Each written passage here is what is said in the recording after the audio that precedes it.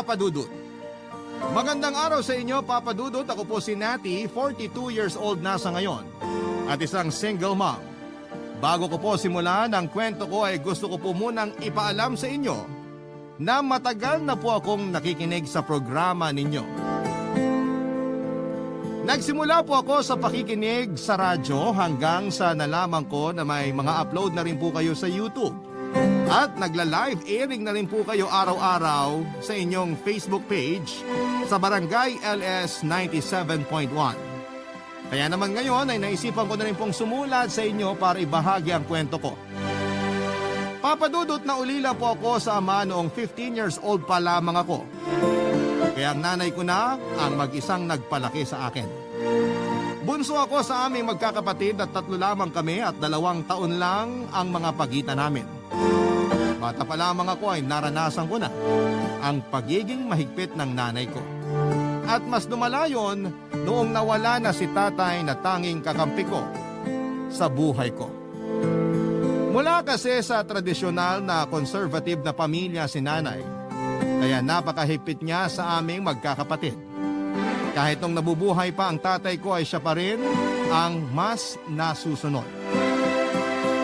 Si nanay naman ang namili ng kurso namin sa kolehiyo kaya lahat kaming magkakapatid ay nagtapos ng business administration.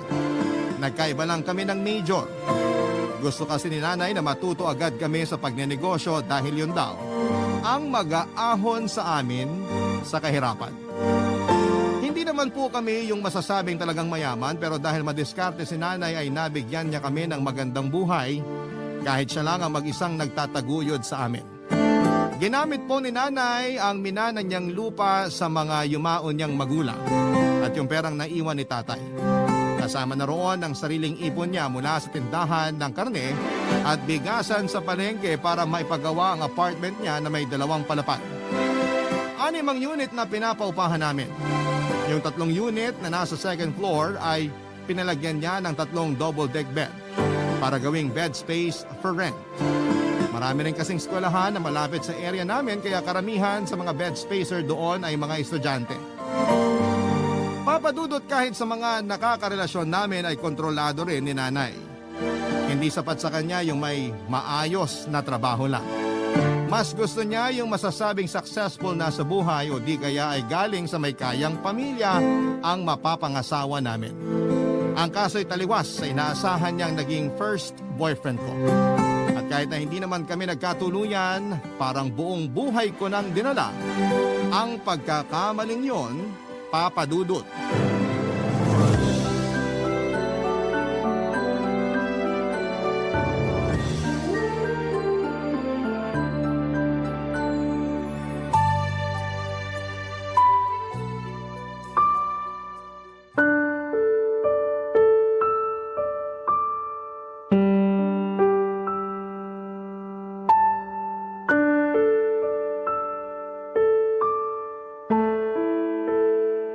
Hoy, Natty! Sino na naman ang pumaporma sa'yo? May nakapagsabi sa akin na may bago ka na naman daw manliligaw ah. Sino na naman po nagsabi sa inyo niyan? Hindi na mahalaga kung sino yung nagsabi sa akin. Ang ipinupunto ko rito, hindi ka na dapat nakikipagrelasyon sa kung sino-sino. Pasensya na po kayo, Nay, pero nasa tamang edad na naman po ako eh. Hindi niyo na po ako kailangang paghigpitan. 37 na ako, baka nakakalimutan niyo. Wala akong pakialam sa edad mo. Hanggat hindi ko nakikilala yung manliligaw sa'yo, hindi ka pwede makipag-usap sa kanila. Ako ang magdidesisyon, naiintindihan mo? Bakit po sina ate at kuya pinayagan niyo na mag-asawa? Nakapag-asawa sila kasi ako ang pumili ng mapapangasawa nila. Kaya ikaw, hanggat wala kang nahahanap na matinong lalaki, wag kang magtatangka na magpakilala sa akin ng kahit na sino lang, ha? Nay naman, paano naman po ako makakahanap ng katulad ng napangasawa ni ate? Tsaka kung magpapakasal man po ako, gusto ko dun talaga sa taong mahal ko at hindi sa nireto nyo. Hindi kayo aasenso sa puro pagmamahal lang. Na hindi naman po porket pipiliin ko yung mahal ko, wala na akong gagawin para mapabuti yung buhay ko. Nakapagtapos po ako ng pag-aaral. Tsaka malakas pa ako kaya kayang-kaya ko pa maghanap ng trabaho. Hindi ko naman po kailangang iaasa sa mapapangasawa ko yung magiging kinabukasan ko eh. Kahit na! Isipin mo naman yung magiging kahihiyan ko kung mag-aasawa ka ng kapos sa pera. Ganyan na po ba talaga tayo nabubuhay ngayon, Nay? Lagi na nakabase sa sasabihin at iisipin ng ibang tao? Sumunod ka na lang sa gusto ko, Nati. Para sa ikabubuti mo rin yon. At huwag na huwag kang magkakamaling suwayin ako, ha? Kayang-kaya kitang itakwil bilang anak. At isa pa, kung gagawin mo yon, ikaw pa lang ang pinakaunang susuway sa akin sa pamilyang ito. Hindi mo magugustuhan yung gagawin ko kung sakasakali. Nay naman, parang tinanggalan niyo na kami ng kalayaan. Mas gusto mo bang maging malaya pero naghihikahos ka naman sa buhay? Abay, mag-isip-isip ka. Hindi lahat ng gusto mo makabubuti sa'yo. Marami na akong pinagdaanan sa buhay, kaya alam ko kung ano yung sinasabi ko. Kung hindi mo kaya magtiwala sa mga desisyon ko, pwede ka nang umalis. Pero wala kang makukuha sa akin kahit na piso. At wag mo na rin asahan na may pamilya ka pang babalikan. Sobra naman po yun, Nay. Alam ko. Kaya kung ayaw mong maranasan yon, abay magpakatino ka at sundin mo na lang ang gusto ko. May magagawa pa po ba ako? Kahit ano namang paliwanag yung gawin ko, baliwala na sa inyo. Ay, buti alam mo. Walang ibang masusunod sa pamilyang ito kung hindi ako. Lahat ng meron kayo, galing sa akin. Matuto kayong tumanaw ng utang na loob. Sana po, hinayaan nyo na lang kaming tumayo sa sarili naming mga paa, kesa habang buhay kaming magbabayad ng utang na loob sa inyo. Tumigil ka na nga dyan. Asikasuhin mo na lang yung mga apartment. Singilin mo na yung mga nangako magbabayad nung nakaraang buwan. Kapag hindi pa rin nakabayad, palayasin mo na. Hindi yung marami ka pang sinasabi dyan. Wala ka pa namang napapatunayan. Papadudod, sakal na ako noon sa paghihigpit ng nanay ko. Ilang beses ko na rin sinubukang makawala sa kanya pero lagi siyang nagbabanta na itatakwil niya ako bilang anak niya. Nahirapan ako sa sitwasyon ko at hindi ko rin maiwasang makaramdam ng inggit sa mga kabatch ko na may mga sarili ng pamilya. Kahit yung nakarelasyon ko noong college ay kasal na rin. Hindi ko lang maialis sa isipan ko na kung yung kinasal sa kanya, kung ako yung kinasal sa kanya, masaya na sana ako sa pamilyang meron ako. Kaya naman sa sobrang higpit ni nanay ay tumandang dalaga na lamang ako. Sa katagalan ay nasanay na lamang ako na wala akong social life. Hindi na rin ako nakikipag-usap sa mga lalaki para wala nang manligaw sa akin. Umikot na lamang ang buhay ko sa pagtulong kay nanay sa negosyo niya. Taga-asikaso ako ng mga permit, tagabayad ng bills at kung ano-ano pa. Sa madaling salita, ako ang naging kanang kamay ni nanay, Papadudot. At kapalit naman noon ay nagde-deposit siya ng pera sa savings account ko. Lahat ng sweldo ko ay nakadirekta na roon para hindi ko magastos. Katwiran niya ay wala naman akong pagkakagastosan dahil provided naman niya ang lahat kaya ipunin ko na lang daw yon. Hindi naman yun problema sa akin dahil tama rin naman si nanay, Papadudot. Kung kailan okay na ako sa pagiging single at nakafocus na lang sa kung paano mapapasaya ang nanay ko ay saka ko naman nakilala ang lalaking muling nagpatibok ng puso ko. Walang iba kundi si Jobert, Papadudot. Hindi naman siya kagwapuhan pero matangkad siya, moreno at mukhang sanay na sa kahit na anong trabaho. Nung araw na nagkakilala kami ay naghahanap siya ng mauupahan. Sakto naman na naroon ako sa apartment na pinapaupahan namin para magpalinis ng mga bakanting unit kaya ako ang nakausap niya, Papadudot.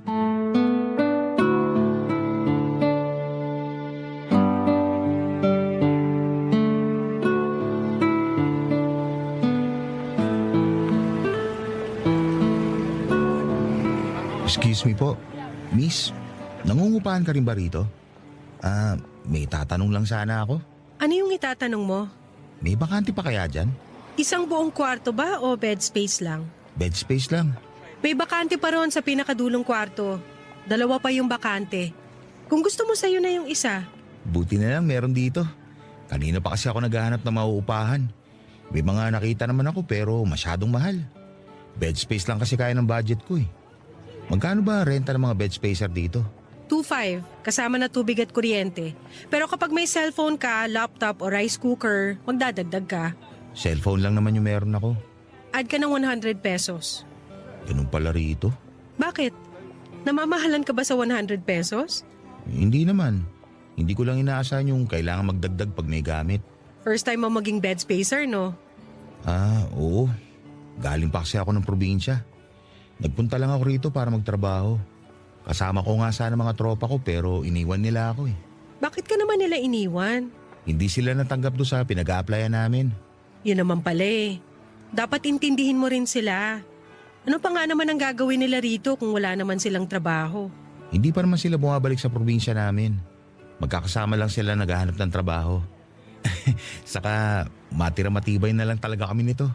Bakit naman? Hindi rin kasi ako sigurado kung tatagal ako rito. Kada galaw, kailangan ng pera. Lahat kailangan bilhin. Hindi kagaya doon sa amin sa probinsya. Nasa paligid lang yung mga iluluto namin. Gano'n naman pala eh. Bakit pinili mo pa magtrabaho dito sa Maynila? Kailangan namin ng pera. Nakasangla yung lupa namin. Ah, kaya pala. Magkano bang dala mong pera? 1 month advance, 1 month deposit kasi kami rito. 5,000 lang ang dala kong pera. Pero nabawasan na rin nung pinamasahin namin at ginastos sa pag-a-apply. Kung ganun, pang 1 month deposit na lang yung meron ka? Oo eh. Sana nga pwede yun dito. Kasi kung hindi, maghahanap pa ako ng iba. Pangilan na ba to sa mga napagtanungan mo? Pang-5 na. Marami ka na palang napagtanungan.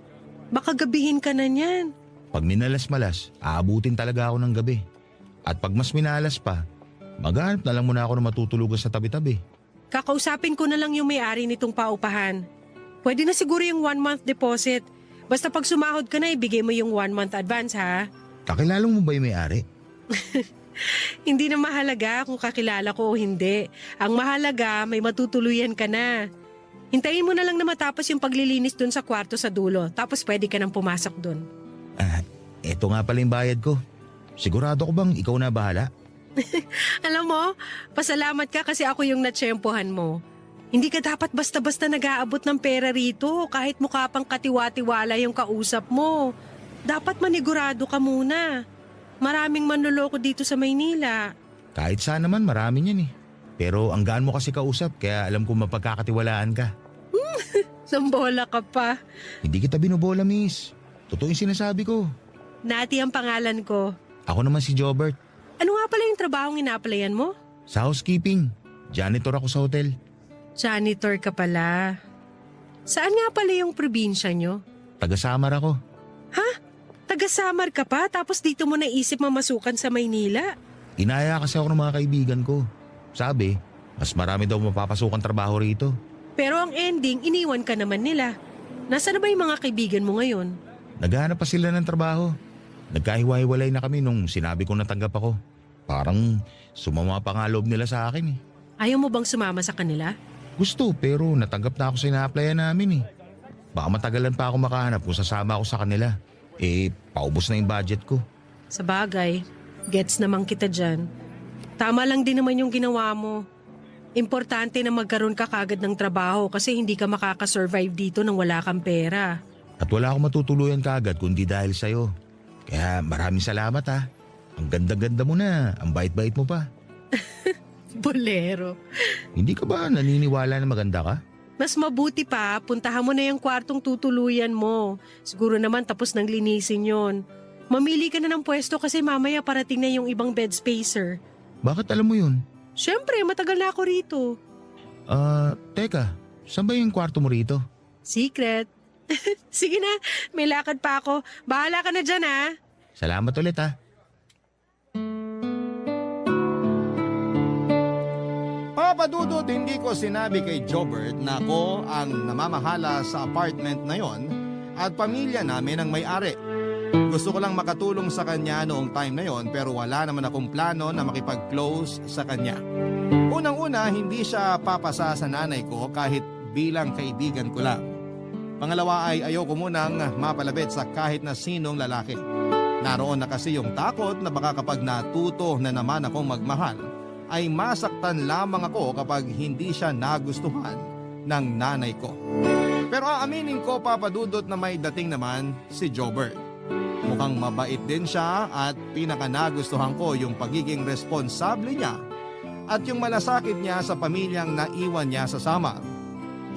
Nang mga sumunod na araw, nakakakwentuhan ko na si Jobert, 9 years ang tanda ko sa kanya. 28 pa lang kasi siya noong panahon na yon. Nalaman ko na marami pala silang magkakapatid. Yung iba pinakupkup na lamang sa iba nilang kamag-anak dahil hindi na kayang buhayin ng mga magulang niya. Parehong magsasaka ang mga magulang niya at masyado na ring matanda para magtrabaho pa. Hindi nga nagtagal ay inamin ko na rin sa kanya na kami talaga ang may-ari ng paupahan. Nagulat siya nang sabihin ko yon. Nakaramdam din siya ng hiya dahil masyado na raw siyang naging feeling close sa akin. Papa Dudut, sinabi ko naman na ayos lang yon. Pero kung gusto niyang makipagkaibigan ay hindi ko siya mapagbibigyan. Hindi ko sinabi ang kadahilanan at hindi na rin naman siya nangulit dahil nahihiya na siyang makipag-usap sa akin noon. Ilang buwan pa ang lumipas, Papa Dudut, at sa tuwing pumupunta ako sa paupahan, walang pagkakataon na hindi kami nakakapag-usap ni Jobert. Sumakto kasi yung punta ko roon na wala rin siyang pasok sa trabaho.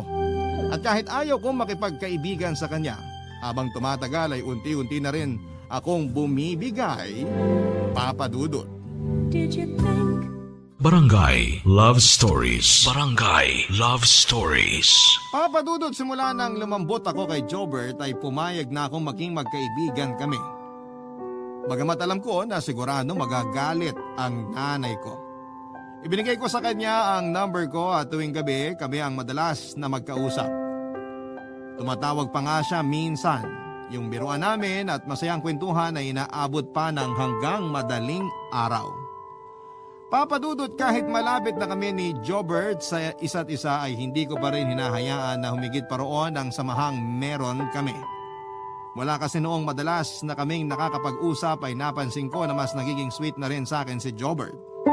Batid ko na hindi normal sa magkakaibigan lang ang mag-update sa ginagawa ng isa't isa.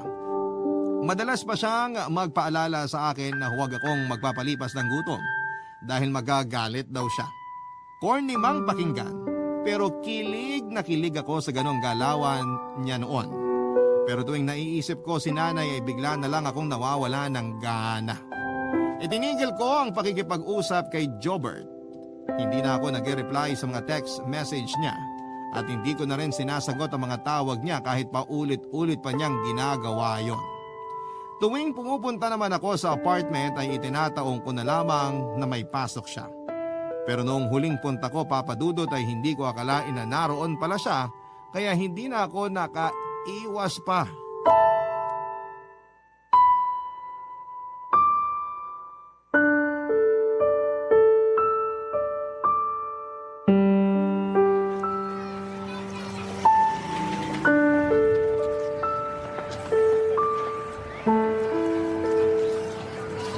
Nati! Ano bang kailangan mo?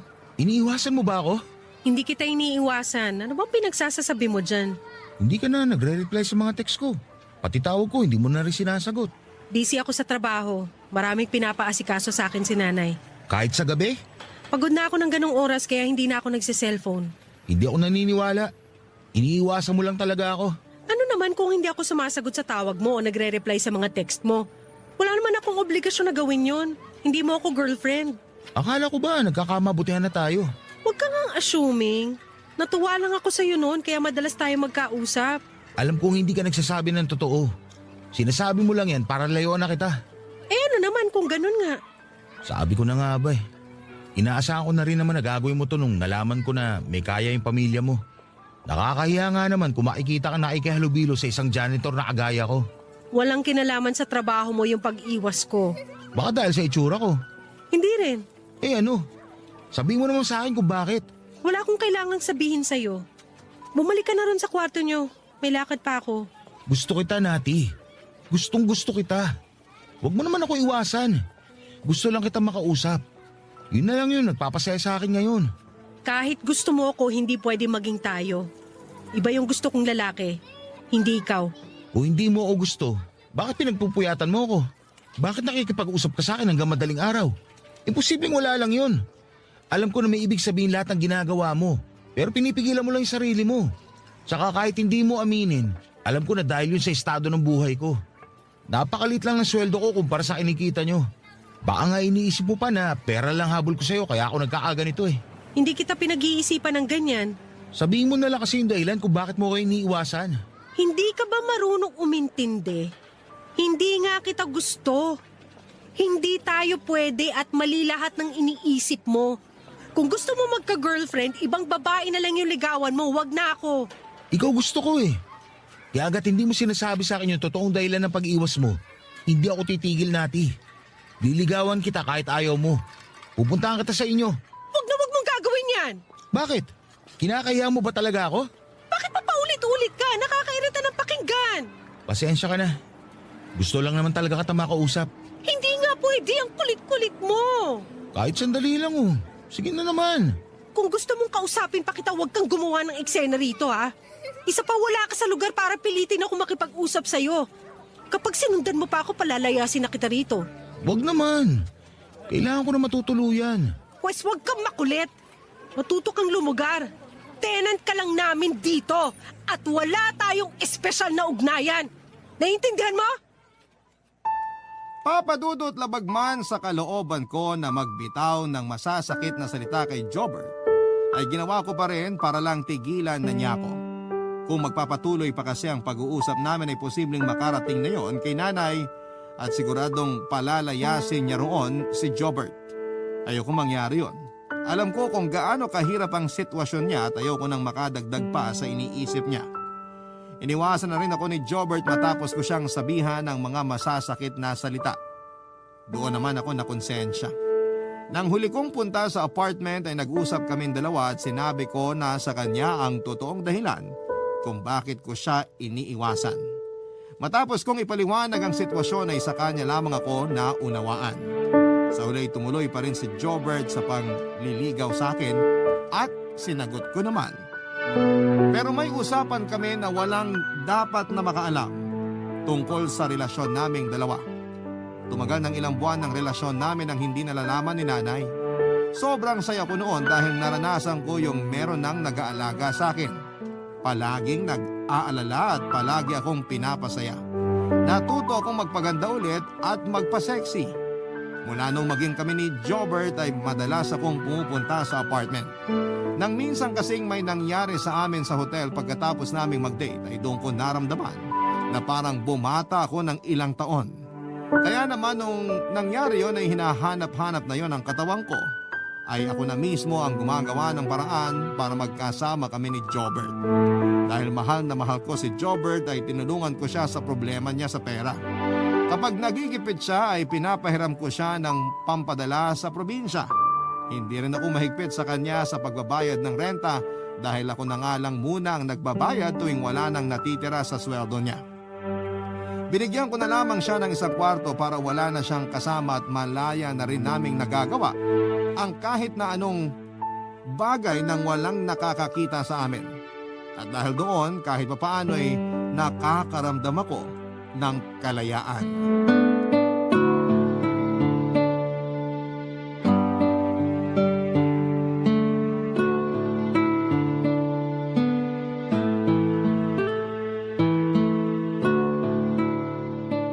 Mahal, kailangan ko nang umuwi. Maagang nagigising si nanay.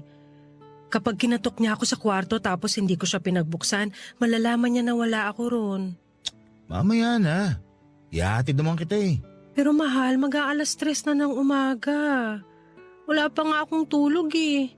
Mamayang alas 7, marami na namang ipapagawa sa akin si nanay. Yun totoo. Anak ka ba talaga niya o alalay? Hayaan mo na. Yun na talaga yung ganap ko sa pamilya namin. Ako na lang yung maaasahan ni nanay. Nasaan ba yung iba mong kapatid? Nakabukod na sila. Pero bumibisita naman sila sa bahay tuwing linggo pagkatapos nilang magsimba. Isa kasi yun sa mga rule ni nanay.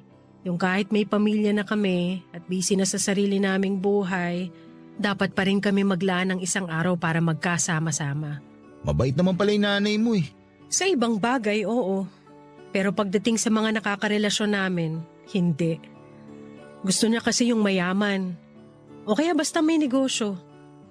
Huwag ka sana ma-offend ha. Ipapaliwanag ko lang naman. Kapag mga kagaya mo kasi na mababa ang sweldo, ipapahiya ka lang ni nanay.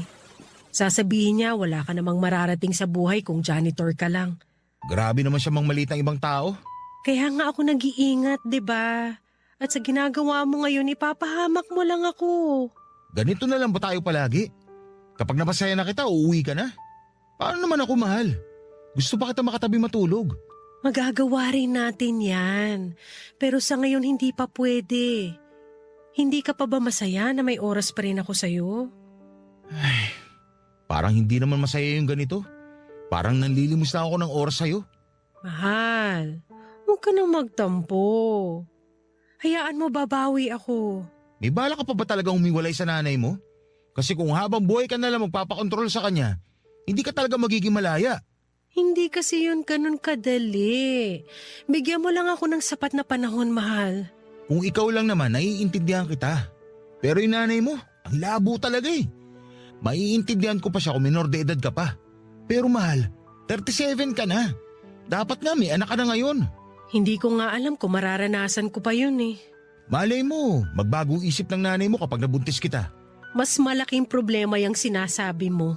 Ang hirap kasi ng ganito. Para tayong mga kriminal na nagtatago. Para nagkikita na lang tayo tuwing gusto natin may mangyari sa atin. Namumukha naman tayong mga tanga nito eh. Sa umpisa lang naman to. Hayaan mo na muna natin ganito ang setup natin sa ngayon.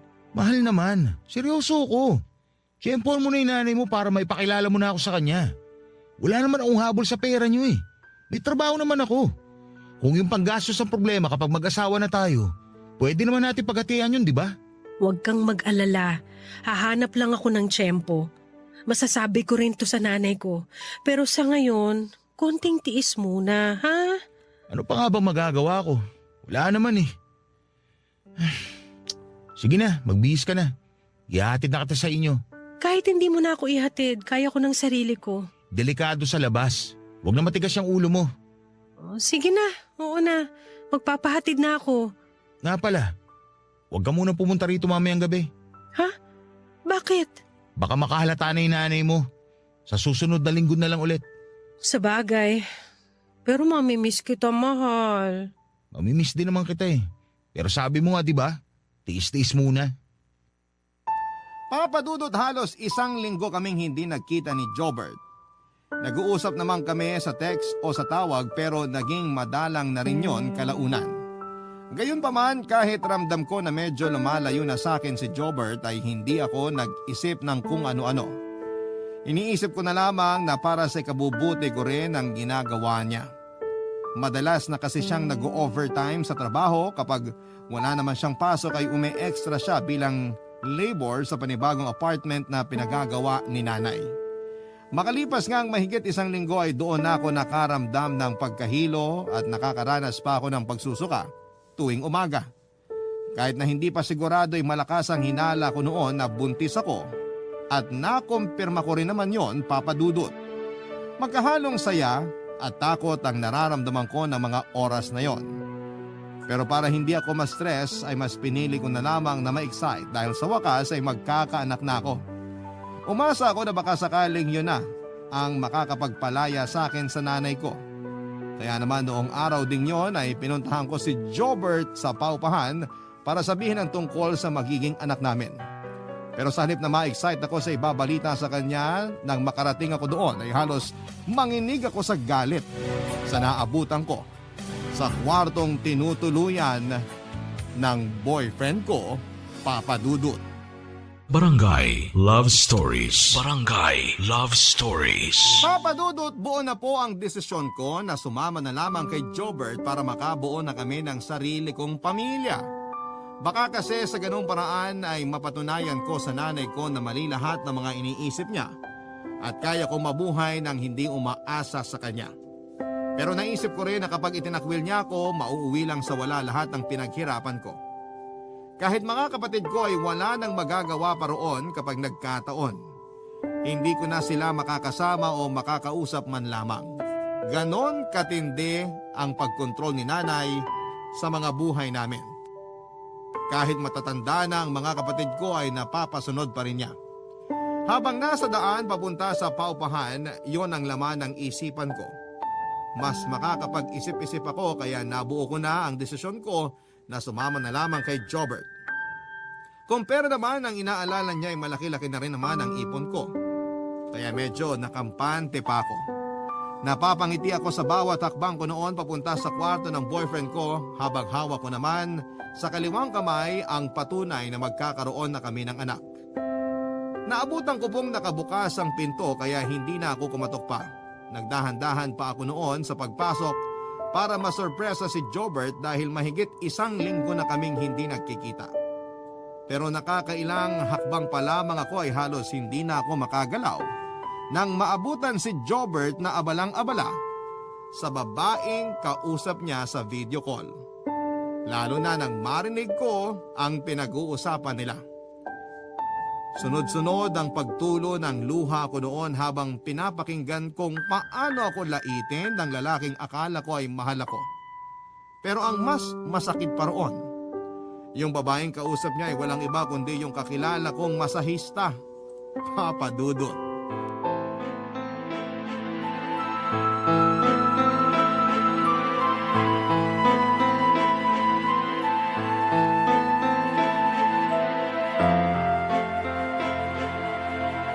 Uy! Mahal? Sino yung kausap mo? Kanina ka pa ba dyan? Oo! At dinig na dinig ko lahat ng pinag-usapan niyo ng babae mo! Mahal, hindi ko babae yun. Ikaw lang ang babae sa buhay ko. Huwag mo na ako lokohin! Narinig ko yung sinabi mo! Wala yun, mahal. Biruan lang yun. Tinawag mo akong matanda! Kung makapagkwento ka sa babaeng yun, parang diring-diri ka sa akin? Kung tawagin mo akong matanda, ganun-ganun na lang? Parang di ka nakikinabang sa akin ah! Hindi naman ikaw yung pinag-uusapan namin. Ano ka ba? Anong hindi? Narinig ko yung pangalan ko! Ano? Hindi ka na makapagsalita? Itatanggi mo pa? Hindi ako tanga, Jobert! Pasensya na. Pasensya na? Yun lang ang masasabi mo? Inonsulto mo yung buong pagkatao ko? Akala ko pa naman mahal mo talaga ako. Yung pala ginagamit mo lang din ako para makaluwag-luwag ka. Ginawa mo akong palabigasan. Wala na akong mapagpipilian. Gipit na ako noon. At nung nakilala kita, nakakita rin ako ng oportunidad. Kaya sinamantala ko na. Ang kapal na mukha mo! Hayop ka! Huwag ka nga sumigaw dyan. Nakakahiya sa ibang tenant dito. Mas nakakahiya ka! Pagkatapos kitang tulungan, nagawa mo akong lokohin! Mahanap ka ng ala ng ipapalit sa akin sa isang masahista pa! Masarap pa siya magmasahe? Ha? Kaya ka bang dalhin sa langit? Oo! Masarap! Mas masarap siyang kasama. Mas bata. Hindi kagaya mo na malapit na mag-40. Pero kala mo teenager ka pa kung pagbawalan ng nanay mo. Sa tingin mo, may mararating ka kung sunod-sunura ka lang naman sa nanay mo mata pobre? At ikaw, sa tingin mo, may mararating ka sa pagiging mayabang na janitor? Kapal na mukha mo? Buti sana kung napakabuti mong tao eh. Bilib na sana ako sa'yo. Dahil sa mga kinuwento mo, pero sigurado ako na inimbento mo lang din lahat yon para makakuha ka ng pera sa akin! Kung sabihin ko nga na hindi totoo lahat ng yun, may mababago pa ba? Wala na, di ba? Hindi pa rin kita mahal at hindi pa rin kita magugustuhan. Hayop ka! Demonyo ka talaga! Hayop na kung hayop pero nakakasawa ka na. Matagal na ako nagtitiis sa'yo matanda ka. Akala mo ba? Nag-e-enjoy talaga ako tuwing pupunta ka rito gabi-gabi? Nagtitiis lang ako kasi kailangan ko ng pera. Pero ang totoo, sukang-suka na ako sa'yo. Kahit anong paganda pa yung gawin mo, amoy langis na panghilot ka. Wow! Parang luging-lugi ka pa sa akin ah. Ha! Para sabihin ko sa'yo, tinitiis ko lang pero amoy tulok ka, tanga. Hindi kita pinupuna kasi mahal kita. Pero ngayong alam ko na yung ugali mo, pareho lang pala sa pagkatao mo. Mabaho! Pati laway mo malansa! Mas malansa pa sa ihi ng kambing, buisit ka! Ang sakit mo magsalita. Masakit kasi totoo! Kung magkakasakitan lang din pala tayo, mas mabuti pa maghiwalay na tayo. Mas mabuti pa nga! Pero bago yun, magbalot-balot ka na ng mga gamit mo kasi palalayasin na kita rito! Ano? Bakit? Ano bang inaasahan mo? Patitirahin pa rin kita rito pagkatapos ng ginawa mo? Bobo ka ba? Kapal mo naman! Ako nagbabayad ng renta mo! Kaya paalisin kita rito kung kailan ko gusto! Magbabayad naman ako eh. Kahit maging bed spacer na lang. Wala! Anong bed spacer? Nakuha mo pang mamili! Malis ka na! Bilisan mo mag-empake ng mga gamit mo! Pauupahan ko agad tong kwarto! Baka naman pwedeng bigyan mo pa ako kahit 1 buwan lang. Ano to, gaguhan? Ha? Humihirit ka pa talaga ng 1 buwan? Kapal talaga ng apag mong kumag ka? Wala! Hindi na ako maaawa sa isang oportunista kagaya mo! Umalis ka na rito! Dati naman, Kahit Doon isang... ka tumira sa babae mo! Wala ka ng lugar dito!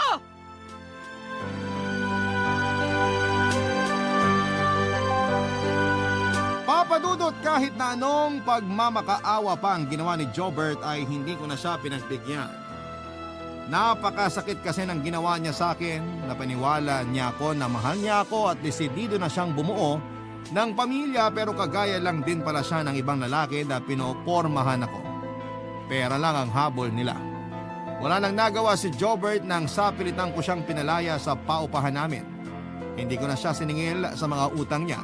Ang gusto ko lang noon ay hindi ko na siya makita pa.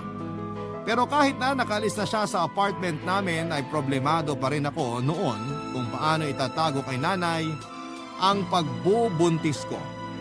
Nung hindi pa malaki ang tiyan ko ay hindi ko pa masyadong inaalala si nanay. Pero nung medyo lumalaki na, nakahalata na rin siya. Umiiwas na lamang ako na magkasama kami ng matagal at tuwing pinupunan niya ako ay sinasabi ko na medyo napaparami lang ang kain ko kaya mabilis akong tumataba. Pero ang hindi ko alam ay nagdududa na pala sa akin ng nanay ko kaya nagtanong-tanong siya sa mga tenant sa paupahan namin.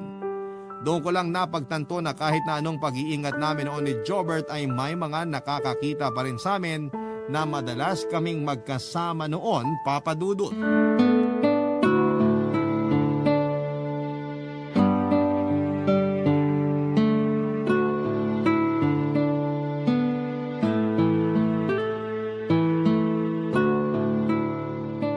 Nati, napapansin ko talaga na parang nagkakalaman ka ah. Napaparami lang po ang kain, Nay. Nung nakaraan niyo pa po pinupuna tong katawang ko. O akala ko ba'y nagda-diet ka? Puro paganda at pasexy ka nga nitong nakaraan tapos biglang nagpapataba ka ngayon? Parang hindi naman yata ka panipaniwala. Marami lang po talaga akong gustong kainin. Tsaka nakaka-stress din naman po yung ginagawa ko araw-araw kaya binabawi ko na lang sa pagkain. Sigurado ka ba na pagkain lang yan? Ano po bang ibig niyong sabihin? Iba kasi yung taba ng kain lang ng kain. Yung sayo kasi iba eh. Parang umuumbok yung tiyan mo. Kasama naman po talaga sa pagtaba yun, Nay. Nagkakabilbil na din po ako. Hindi ka pa rin ba aamin? Ano naman po nga aminin ko? Binigyan na kita ng pagkakataon para umamin sa akin, Nati. Pero wala eh. Pinili mo pa rin magsinungaling kahit na alam ko na yung totoo. Hindi ko po alam ang sinasabi niyo. Hindi mo alam?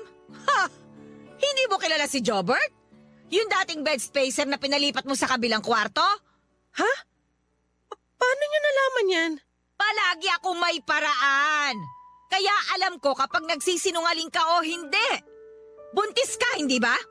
At yung Jobert na yon ang ama ng dinadala mo. Ano naman po kung buntis ako? Nasa tamang edad na po ako para magkaanak. Pero disgrasyada ka! Iniwan ka na nung nakabuntis sa'yo. Buti sana kung napakatinong lalaki at may kaya man lang sa buhay. Pero kaya ka nga nangungupahan eh. Walang pera. Baka nga pinatulan ka lang nun para makalibre siya ng renta. At ikaw naman, utu-utu kang boba ka. Sabik ka sa lalaki kaya pumatol ka kahit sa... Sige po! Ako na yung mali. Pasensya na po kayo pero tama pa yung sinasabi nyo. Sabik na sabik ako sa lalaki. Gustong gusto ko na magkaasawa at magkaroon ng sariling pamilya para makalaya na sa inyo. Nakakasakal na kayo eh. Kaya pumatol ka sa isang patay gutom at mukhang pera? Baka gusto nyo na rin pong idagdag yung manloloko at manggagamit. Sabihin nyo na po lahat. Ipamukha nyo pa na nagkamali ako. Ipamukha nyo na wala na akong ginawang tama buong buhay ko. At sa huli, tama pa rin kayo. Palagi na lang akong mali sa paningin nyo. Kita mo na? Kaya kita pinaghihigpitan kasi alam ko na hindi lahat ng lalaki ay mapagkakatiwalaan. O, tingnan mo yung pinatulan mo. Binuntis ka lang pero iniwan ka rin. Kung kailan ka naman tumanda ha, tsaka ka pa naman mas lalong naging tanga sa pagpili ng mapapangasawa. Wala na po ako magagawa, Nay. Ginamit niya lang ako. Kasalanan ko na nagpaloko ako sa kanya. Akala ko mahal niya ako. Pero mas pinili niyang sumama dun sa masahista niya. At ikaw rin yung nagpapapunta ng masahista sa kwarto niya. Hindi ba? Oo, di kasalanan mo nga talaga. Kung nakinig ka lang sana sa akin, hindi mangyayari sa'yo yan. Sorry po, Nay. Nagkamali po ako. Sana nga po nakinig na lang ako sa inyo. O ano bang plano mo? Gusto mo bang ipalaglag yung bata? Nay, wala po siyang kasalanan. Hindi siya dapat madamay sa mga maling desisyon ko sa buhay. Palalakihin ko po siya na maayos kahit wala siyang ama. O ikaw ang bahala. Basta kargo mo yan. Magsikap ka para matustusan mo yung pangangailangan ng anak mo. Opo, Nay. Ako na pang bahala sa anak ko. Wala na naman tayong magagawa Naandyan na yan. Hindi naman ako kampon ni Satanas para utusan kang ipalaglag yung ipinagbubuntis mo. May nagawa ka pa rin namang tama kahit papano. Hindi ka nagmakaawa sa lalaking yun at pinalayas mo siya. Sapat na yon. At dapat, hanggang doon na lang ang relasyon ninyo, ha? Mabubuhay ka kahit walang lalaki sa buhay mo. Tingnan mo ako. Hanggang ngayon, maayos naman ako kahit wala akong asawa, hindi ba? Kaya magpakatatag ka. Kailangan ka ng anak mo.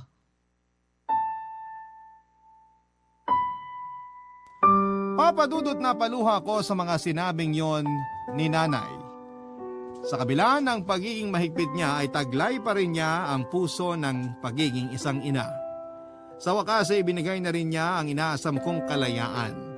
Hinayaan na niya ako na magdesisyon para sa aming mag-ina at para magawa ko yon ay bumukod na ako at nagpa siyang lumayo na muna.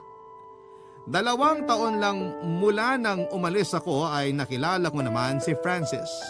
Isa siyang pulis at byudo na siya at may 2 anak na babae. Lalaki naman ang naging anak ko at napamahal din agad sa kanya. Sa ngayon, Papa Dudut, ay nagpaplano na kaming magpakasal at may basbas na rin po yon ni nanay. Kahit na hindi pa nga kami kasal ni Francis ay meron na agad regalo ang nanay ko. Napaluhan na lamang ako nung malaman ko na ililipat na sa akin ang titulo ng paupahan namin, Papa Dudut. Bukod sa malaking tulong yon para sa amin ng anak ko ay napakasaya ko dahil naalala pa rin ako ng nanay ko. Hindi niya ako kinalimutan. Nagpapasalamat pa nga siya sa ilang taong kong pagtsatsaga sa pagiging assistant niya at sinabi niyang walang ibang dapat makinabang sa paupahan na yon kundi ako. At ngayong ako na talaga ang may-ari ng paupahan ay nangako ako sa sarili ko na hindi na ako muli pang magpapaloko sa isang bed spacer. Masaya at kontento na ako kay Francis kaya wala nang dahilan pa para magpapasok pa ako ng ibang lalaki sa buhay ko. Papa Dudut, hanggang dito na lamang po ang kwento ko at sana po kahit papaano ay kapulutan po ito ng aral ang naging karanasan ko. Maraming salamat po sa inyo at sa Barangay LS para sa pagkakataong may bahagi sa Barangay Love Stories ang aking kwento. Ang inyong forever kapuso at ka-barangay, Nati. Dear Papa Dudut, mapagpalang araw po sa iyo at sa lahat ng mga nakikinig ngayon. Naisipan kong ibahagi ang kwento ko na matagal nang walang ibang nakakaalam, kundi mga malalapit kong kamag-anak lamang. Pero ngayon ay handa na rin akong ibahagi ito sa iba. Tawagin niyo na lamang po ako sa pangalang Brando, 30 anyos na, at taga Tanay Rizal. Pero itong ikukwento ko sa inyo ay nangyari sa Quezon Province. Doon kasi kami nakatira noon. Isa po akong embalsamador sa isang punerarya. Dahil palagi akong nakakakita at nakakahawak ng mga patay, halos wala na po akong kinakatakutan. Hindi kasi ako mapaniwalain sa mga multo at kung ano-ano pang mga elemento. Batid ko na maaari akong mahusgahan ng iba. Pero isa po akong non-believer. Bininyagan po ako bilang isang Katoliko pero nawala ang pananampalataya ko sa Diyos noong magkasunod na namatay ang mga magulang ko. Parehong heart attack ang kinamatay nila. Kaya naman tuluyan na akong naulila sa mga magulang. Nang ako na lang yung naiwang mag-isa. Doon na ako tumira sa bahay ng tiyahin ko na si Tita Mayet sa Tanay Rizal. Dahil relihiyosa siya. Madalas kaming hindi nagkakasundo, Papa Dudut. Alam niya na matagal nang nawala ang pananampalataya ko sa Diyos. Pero kahit na anong gawin niya ay hindi pa rin niya ako mapilit na magbalik loob. Isang linggo bago ang undas ay sinabihan ako ni tita na isasama niya ako pauwi sa Quezon Province para dumalaw sa puntod ng mga magulang ko at ng iba pa naming kamag-anak na yumao. Wala sana akong balak na sumama sa kanya dahil ayaw ko nang bumalik pa roon. Puro mga pangit na alaala lamang kasi ang meron doon. Pero dahil tumulong na rin sa pangungumbinsi si Lola ay napilitan na akong sumama. Isa pa'y wala ring magmamaneho para kay tita. May hirapan naman siya kung magkukommute dahil dagsa ang mga pasahero tuwing mag-uundas.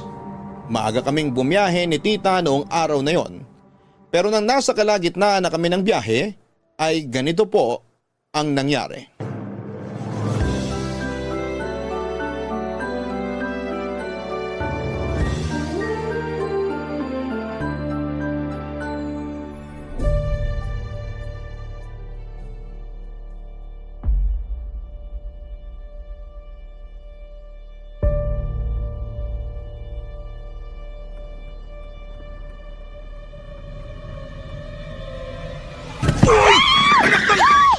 Buisit na pusa yun ah! Bigla ba naman tumawid? Sus Mariosep! Itim na pusa ba yung nakasalubong natin? Tita, hindi po natin nakasalubong. Biglang tumawid kaya munti ko na masagasaan. Buti na lang nakapreno kaagad ako. Tita, ayos lang ba kayo? Baka nasaktan kayo ha, magsabi kayo kaagad. Hindi naman ako nasaktan pero bigla akong kinabahan. Masamang pangitain yung may makasalubong na itim na pusa sa biyahe. May masama raw na mangyayari. Raw, kaya ibig sabihin, sabi-sabi lang. Huwag nga kayo nagpapaniwala sa mga ganon tita. Tinatakot nyo lang sarili nyo eh. Kung malas yung tingin nyo sa itim na pusa, kawawa naman yung hayop. Kasi hindi naman nun ginusto na maging kulay itim yung balahibo niya. Nasasabi mo yan kasi hindi ka naniniwala sa mga pamahiin. Pero paano kung totoo yon? Malabo po yung sinasabi nyo tita. Masyado lang kayo mapamahiin. Kung mapapahamak man tayo, walang kinalaman dun yung itim na pusa. Ay nako, ewan ko sa iyong bata ka. Palibhasa, iba yung sinasamba mo kaya ka nagkakaganyan. Wala akong sinasamba tita. Kung gusto nyo po magdasal, bahala kayo. Hindi rin naman lahat ng madasalin, mabuting tao talaga. Yung kapitbahay nga natin, kada linggo nagsisimba. Pero pagdating sa chismis, siya pa'y nangunguna. May isa pa nga eh. Yung lagi nyo nakakausap, yung fake healer na madasalin ko no pero naninira naman ibang tao. May saltik yata yun eh. Hoy, ang bibig mo Brando ha? Masyado ka nang nagiging bastos. Hindi na ako bata para pagsabihan nyo. Kaya ayoko sana sumama ngayon eh. Alam kong ganito lang yung mangyayari. Lalo na kapag nakarating tayo kay na Lola. Pareho lang kayo nun eh. Baka pagtulungan niyo pa ako kapag binabaraw kayo. Ikaw lang yung nag-iisip ng ganyan. Alam niyo naman po kasi na magkakaiba na tayo ng paniniwala ngayon. Kung irerespeto niyo sa akin, hindi ko rin kayo papakailaman. Kahit na naiinis ako sa mga pinaniniwalaan niyo. Ay, kailan ka pa kaya magbabago? Hindi ko po kailangan magbago para lang maging katulad niyo. May sarili akong buhay. At ako na po yung magdidesisyon kung ano yung paniniwalaan ko. Kaya pagkatapos natin pumunta sa sementeryo, mauna na akong bumalik sa Tanay. Kung magpapaiwan po kayo, kumuha na lang kayo na magmamaneho para sa inyo. Ano? Iiwan mo ako sa Quezon? Kung gusto nyo may magmaneho pa rin para sa inyo pauwi sa Tanay, huwag nyo na lang akong busitin. Alam nyo na yung ibig ko sabihin. Malala ka na talagang bata ka. Kahit yata buhusan kita ng holy water, hindi ka natatablan. Ako yung mas nakakatanda sa'yo tapos gusto mo? Ako yung susunod sa'yo? Tita, kung ayaw nyo nagtatalo tayo, itiikom nyo na lang po yung bibig nyo. Ganun lang yung kadali. At ako naman, itutuloy ko na yung pagmamaneho. Kasi kanina pa tayo nakahinto. Sayang yung oras. Malayo-layo na sana yung natakbo nitong kotse kung hindi tayo nag-aksaya ng oras sa pagtatalo sa wala namang kwentang bagay. Ay, mabuti pa nga. May pakiusap lang sana ako sa'yo pagdating natin sa bahay ng lola mo. Ano na naman yan, tita? Kung ako, nababastos mo ng ganyan, sana naman, pigilan mo yung sarili mo na magsalita ng kung ano-ano kay nanay. Matanda na siya, baka atakihin pa sa puso kapag nagalit ang sobra. Mas relihiyosa siya sa akin. Kaya pakiusap lang, umayos ka sa pagsagot-sagot mo sa kanya. makapagsalita kayo para namang napakasama akong tao. Ay pero masama yung tabas ng dila mo. Yun ang ibig kong sabihin. Kaya kung hindi mo kayang irespeto ang paniniwala ko, kahit magpanggap ka na lang kapag kaharap mo si nanay. Sige, susubukan ko. Pero hindi ko kaya mangako, tita. Kilala niyo naman ako. Kapag may narinig ako na hindi ko nagustuhan, sinasabi ko talaga ng harapan.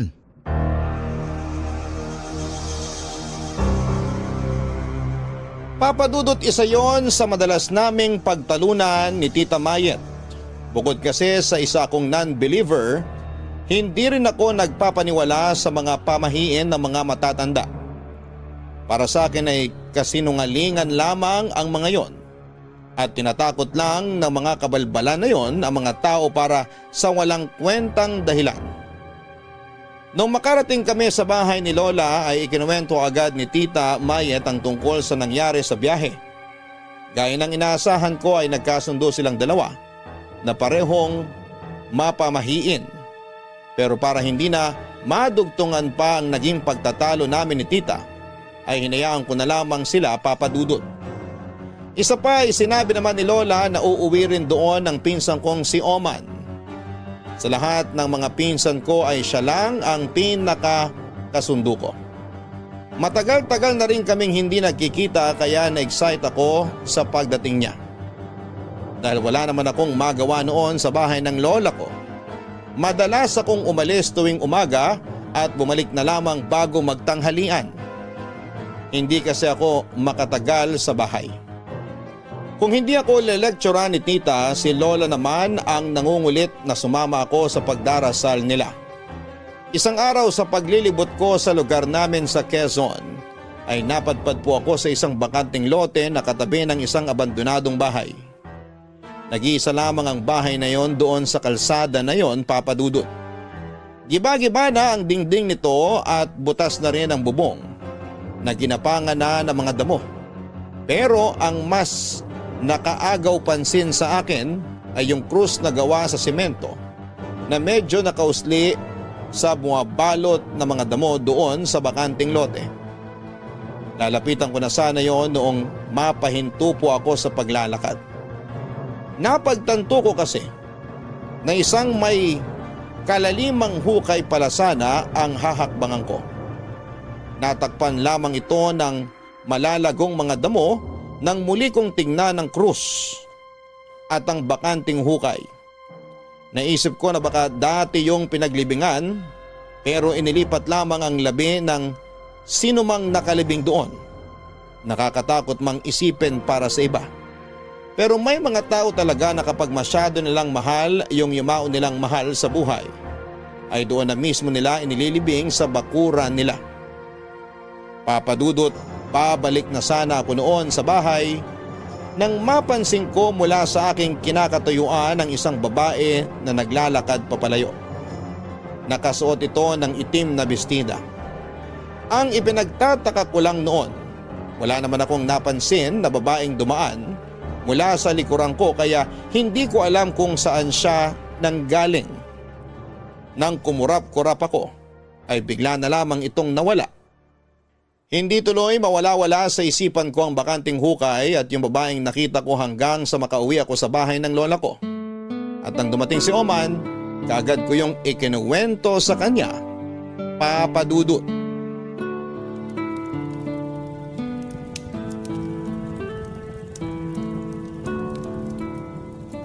Alam mo, Insan, ito talaga yung na-miss ko rito sa probinsya. Yung nakatambay sa labas ng bahay tapos may siga sa harapan natin.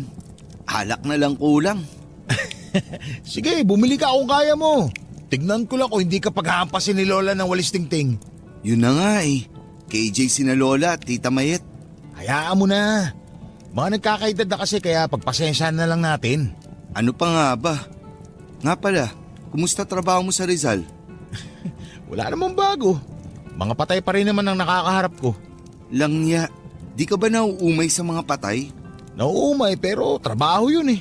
Para namang may iba akong pagpipilian. Ikaw ba? Kamusta sa trabaho mo? Ayos naman. Nasa 25th floor na yung ginagawa naming building. Okay din naman pasahod dun.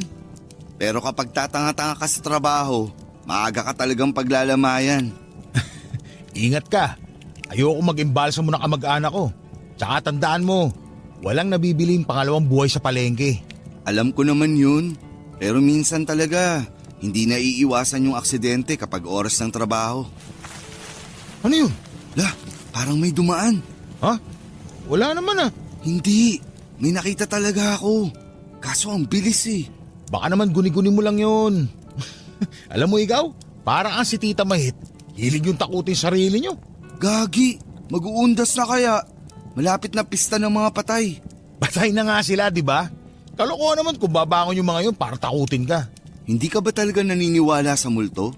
Hindi. Sa aswang at maligno. Mas lalong hindi. Igagaya mo pa ako kay na Lola. Kaya masyadong matatakutin kasi kung ano-ano yung pinaniniwalaan. Ay, nakaka-stress silang kasama. Kapag kinontra ko sila, galit na galit naman sa akin. Kung hindi ka sang-ayon sa mga pinaniniwalaan nila, matuto ka rin kasing itikom yung bibig mo. Para di kayo nagtatalo. Wala ka rin kasing preno minsan eh. May iba ako insan. Di ba, madalas ka namang umuwi rito? Oh, bakit? Kahapon kasi, naglibot-libot ako dito lang sa poblasyon. Naalala mo yung madalas nating kuhaan ng bayabas nung high school pa tayo? Ah, oo. Pero di na ako pumupunta ron. Kahit malalaki na yung mga bunga ng bayabas. Nakakatakot naman kasi yung abandonadong bahay sa tapat nun. Tapos yung katabing lote, dating pinaglibingan ng may-ari. Kilala mo ba kung sino yung inilibing doon? Hindi. Nalaman ko lang sa kakilala ko na yung may-ari pala ng bahay yung inilibing doon. Lakas nga ng trip eh. Sa tabi pa mismo ng bahay. Parang ayaw iwanan yung lupa niya. Buti na lang wala silang kapitbahay. Kundi maglalayasan mga yun. Ikaw ba naman may kapitbahay na puntod eh. Parang ang hirap makatulog pag ganun. Kung ako yun, baka tambayan ko pa. Hindi ako takot sa mga ganyan. Saka kung totoo man yung mga multo-multo na yan, edi sana noon pa ako nakakita. Sa punerarya ako nagtatrabaho. Minsan inaabot pa ako ng gabi ron. May pagkakataon pa nga na mag-isa lang ako habang nag-iimbalsa mo ng patay. Yabang neto. Hintayin mo lang, may magpapakita rin sa'yo. Kung may magpapakita man sa akin, sana malaki yung hinaharap saka matambok ang likuran. Diretso ka agad sa kwarto pag ganun. Sira ulo. Narinig mo yun? Gagi, kinikilabutan na ako. Pasok na kaya tayo sa bahay. Naduwag ka na naman. Sabi kasi ni Lola, kapag umaalulong daw yung aso, ibig sabihin daw may nakikita yung nakakaibang nilalang. Pwedeng multo o pwede rin... Kung hindi multo, baka aswang na yung meron dito. Tara na! Papadudot, natawa na lamang ako noon sa pagiging matatakotin ng pinsang kong si Oman. May pagkapasaway siya at sakit din sa ulo ng mga magulang niya noong high school pa lamang kaming dalawa. Pero may ganong side talaga siya. Madalas kong tawanan ng pagiging matatakotin niya dahil kahit simpleng kaluskos lang sa dilim ay kinakabahan na si Oman. Tungkol naman sa bakanting hukay na kinakatakutan ng pinsan ko ay mas naging interesado ako sa kwento ng dating nakalibing doon. Kung bakit doon piniling ilibing ang katawan nito noong mamatay at kung bakit inalis sa bakanting lote ang bangkay nito matapos ang ilang buwan. Marami pa kasing naikwento noon sa akin si Oman na nalaman niya lang din sa mga kakilala niya. Hindi ko alam kung totoo ang mga yon pero wala na rin naman akong ibang pwedeng pagtanungan. Kung si Tita Mayet naman ang tatanungin ko, siguradong hahaluan na naman niya yon ng kung ano-anong mga may kinalaman sa relihiyon.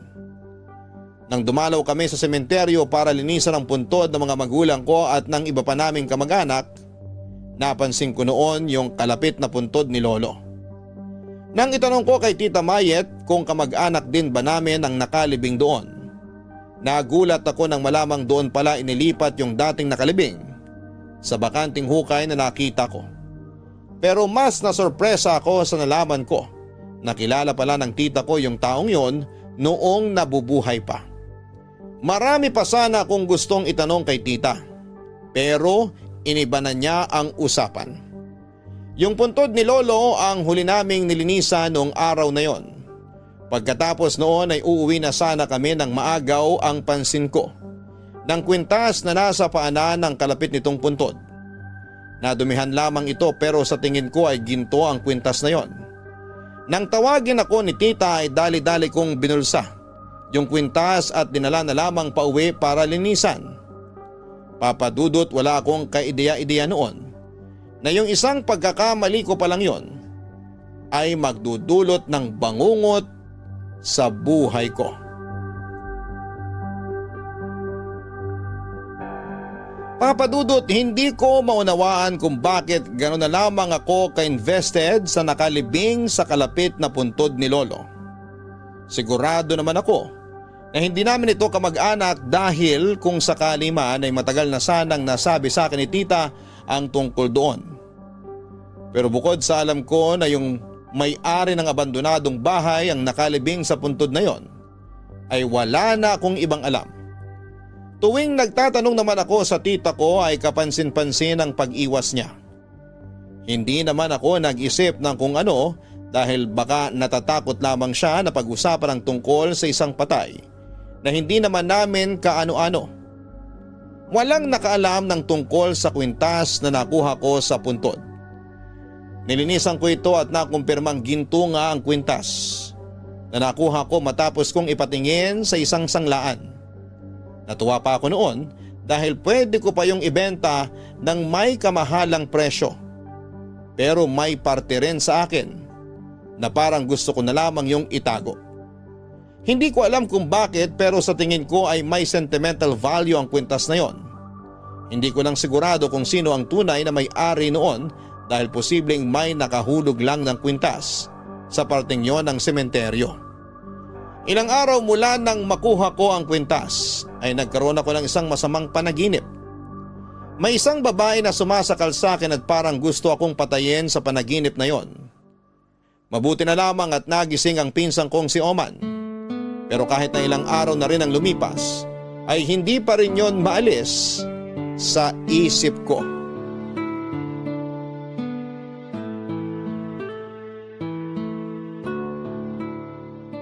Para saan ba yung krus na nakasabit sa pinto nitong kwarto? Ano yan? Panakot sa multo? Proteksyon yan, sabi ni Lola. Proteksyon nga saan? Kahit naman sabihin ko sa'yo, hindi ka naman naniniwala sa mga masasamang elemento, di ba? Buti alam mo. Pero di ba takot na takot tayo sa aswang nung high school pa tayo? Yung matanda na lagi nating nakikita sa may ilog, naaalala mo pa? Oo, naalala ko pa. Akala ko nga totoo yung mga panakot sa atin noon eh. Pero ngayong matanda na ako, hindi na ako naniniwala sa mga elemento na yan. Maniniwala lang ako kung magpapalit ng anyo yung matandang yung sa harapan ko mismo. Pero hanggat hindi ko nakikita, parang hirap namang maniwala. Pambihira to. Maranasan mo sanang aswangin para maniwala ka. Sus! Kung totoo man yan, matagal na sana ako nabiktima. 10 oras ng gabi, nasa labas pa ako. Pero wala namang aswang na lumalapit sa akin. Mas inaalala ko kung may bigla na lang bubutas sa tagiliran ko tapos kukunin lahat ng gamit ko. Ay, ang hirap talagang baliin yung paniniwala mo. Magtitimpla muna ako ng kape. Mukhang di agad ako makakatulog nito. Ikaw naman kasi, nakakatakot kang bangungutin. Ilang araw nang nakalipas. Isang beses lang naman yun nangyari. Pero yung nervous mo, pang 1 taon na. Sino ba namang hindi ninervyusin? Hindi ka na makahinga nung ginigising kita. Ano ba kasing napanaginipan mo nun? Wala yun. Hindi ko na nga maalala eh. Teka, akala ko ba magtitimpla ka ng kape? Nagbago na isip ko. Bigla ako natakot pumunta ng mag-isa dun sa kusina. Tulog pa naman na sina Lola. Pakiramdam ko kasi, lagi may sumusunod sa akin o kaya may nakatitig sa akin kapag mag-isa lang ako. Alam ka namang samahan pa kita. Para kang bata kung matakot. Sa punerarya ba, hindi ka pa nakaranas ng kahit anong kababalaghan? Gaya ng ano, yung biglang didilat yung patay. Oo, yung mga ganun. May mga ganong pagkakataon pero may paliwanag naman kami ron. Minsan kasi may mga namamatay ng nakadilat tapos hinahayaan na lang ng pamilya. Kapag hindi nila naipikit yun bago pa kunin ng punerarya at tumagal ng nakadilat yung bangkay, hindi nasasara yun ng basta ipipikit mo lang. Naranasan ko yun no first time ko pa lang sa pag-iimbalsa. May isinara akong mata tapos may ginawa lang ako sandali. Pagbalik ko, nakadilat na ulit. Doon ako unang beses nakaramdam ng takot kasi bukod sa matanda na yung namatay, humpak pa yung magkabilang pisngi tapos ang lalim na ng mga mata. Isipin mo, nakadilat yun tapos nakaharap pa sa'yo. Grabe, nakakatakot pala talaga magtrabaho sa punerarya. Sa una lang yun. Pero kapag nasanay ka na, matatawa ka na lang din sa nangyayari. Paano naman yung mga patay na pero biglang gumalaw? Normal din ba yun? Hindi. Imposibleng mangyari na gumalaw pa ang isang taong patay na. Ah, ganun? Pero may nangyari ng ganun habang nag-eembalsa ka? Yung biglang gumalaw yung patay? Oo, Talaga? Anong ginawa mo? wala. Alam nga naman kumaripas ako ng takbo. Pero bakit kaya gumalaw yun? Nagpaparamdam siguro. Baka nakalimutan magpaalam sa mahal niya sa buhay. Walang iya. Kung ako nasa posisyon mo, hindi ko kakayanin yun. Uuwi talaga ako. Patay na yon. Hindi na yung babangon para lumakad at manakot gaya ng iniisip mo. Pero may mga pagkakataon talaga na gumagalaw yung patay. Yun pag malakas ang daloy ng formalin sa mga ugat. Ano, okay na? Ikaw kasi, ang bilis mong matakot. Kahit ano pang paliwanag mo, nakakatakot pa rin talaga.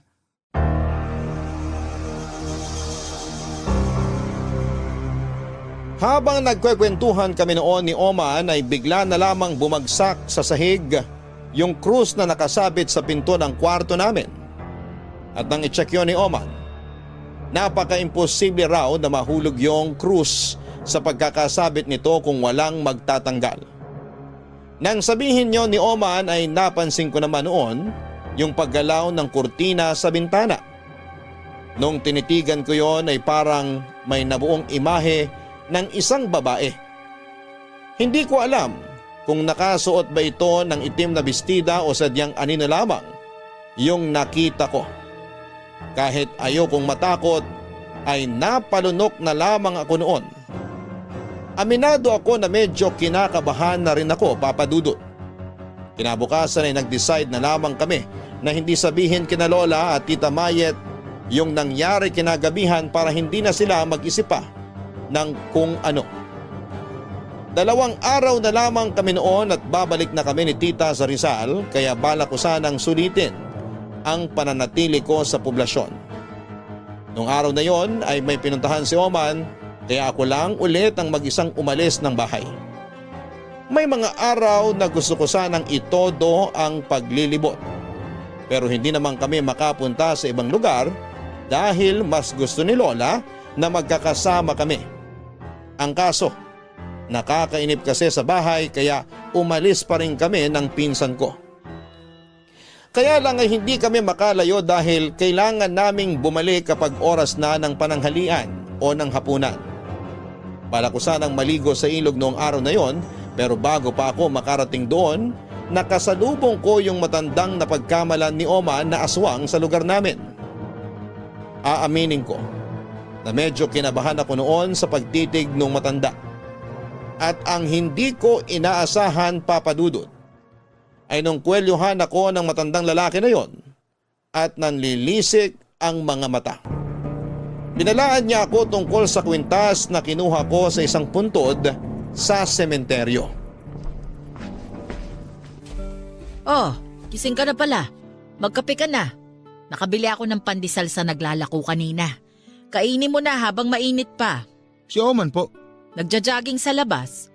Kanina pa yun umalis. Aayain ka nga raw sana pero masyadong mahimbing yung tulog mo eh. Ganun po ba? Tita, may tatanong sana ako sa'yo. Ano yon? Yung matanda po na nakatira banda ro sa may ilog, kilala niyo po ba yun? Nakikita na namin yun nung high school pa kami ni Oman. Pero hindi ko na nausisa kung sino talaga siya. Ano bang itsura? Baka kasi iba yung matukoy ko. Mahaba yung buhok tapos mahaba rin yung balbas. Mas maliit siya sa akin.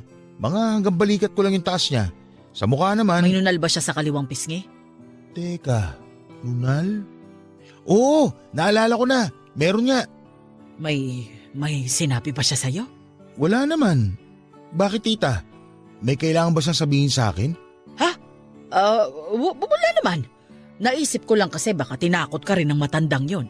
Eh di kilala niyo nga po siya. Oo, kilala ko siya. Ano pong pangalan niya? Tsaka bakit parang lagi siyang galit kung makatingin? Ay, Ang dami mong tanong, Brando. Mag-almusal ka na. Lalabas lang ako sandali. Ay, kala ko pa naman masasagot na yung mga tanong ko. Lalo lang pala madadagdagan. Uy, Insan. Gising ka na pala. Kakagising mo lang? Oo, daya mo ha. Di mo man lang ako ginising kanina. E di sana nasamahan kita. Puyat ka kasi nung nakaraang gabi. Kaya inayaan na kitang makabawi ng tulog.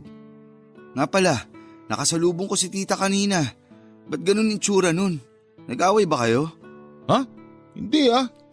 Nagtanong lang naman ako kanina tungkol doon sa matandang sinasabi mong aswang kahit hindi naman. Oh, kala ko ba hindi ka naniniwala sa akin? Eh bakit ngayon? Bigla ka na curious dun sa matanda. Gusto ko lang kasi malaman kung bakit palaging galit yung matandang yun. Kahapon kasi, maliligo sana ako sa ilog. Kaso nung nakasalubong ko siya, kinuyalyon ba naman ako? Parang ang laki ng galit sa akin eh. Baka kasi inunahan mong titigan ng masama, kaya ka sinugod. Loko, anong tingin mo sa akin? Takaw gulo? Siya talaga yung nauna. Binalaan pa nga niya ako tungkol sa... Huwag na nga natin siya pag-usapan. Nababadtrip lang ako eh. Baka kapag nakita ko ulit yun, hindi na ako makapagtimpi sa kanya. Masyado ka kasing mainit eh. Ang mabuti pa, mag-almusal na tayo. Mabuti pa nga.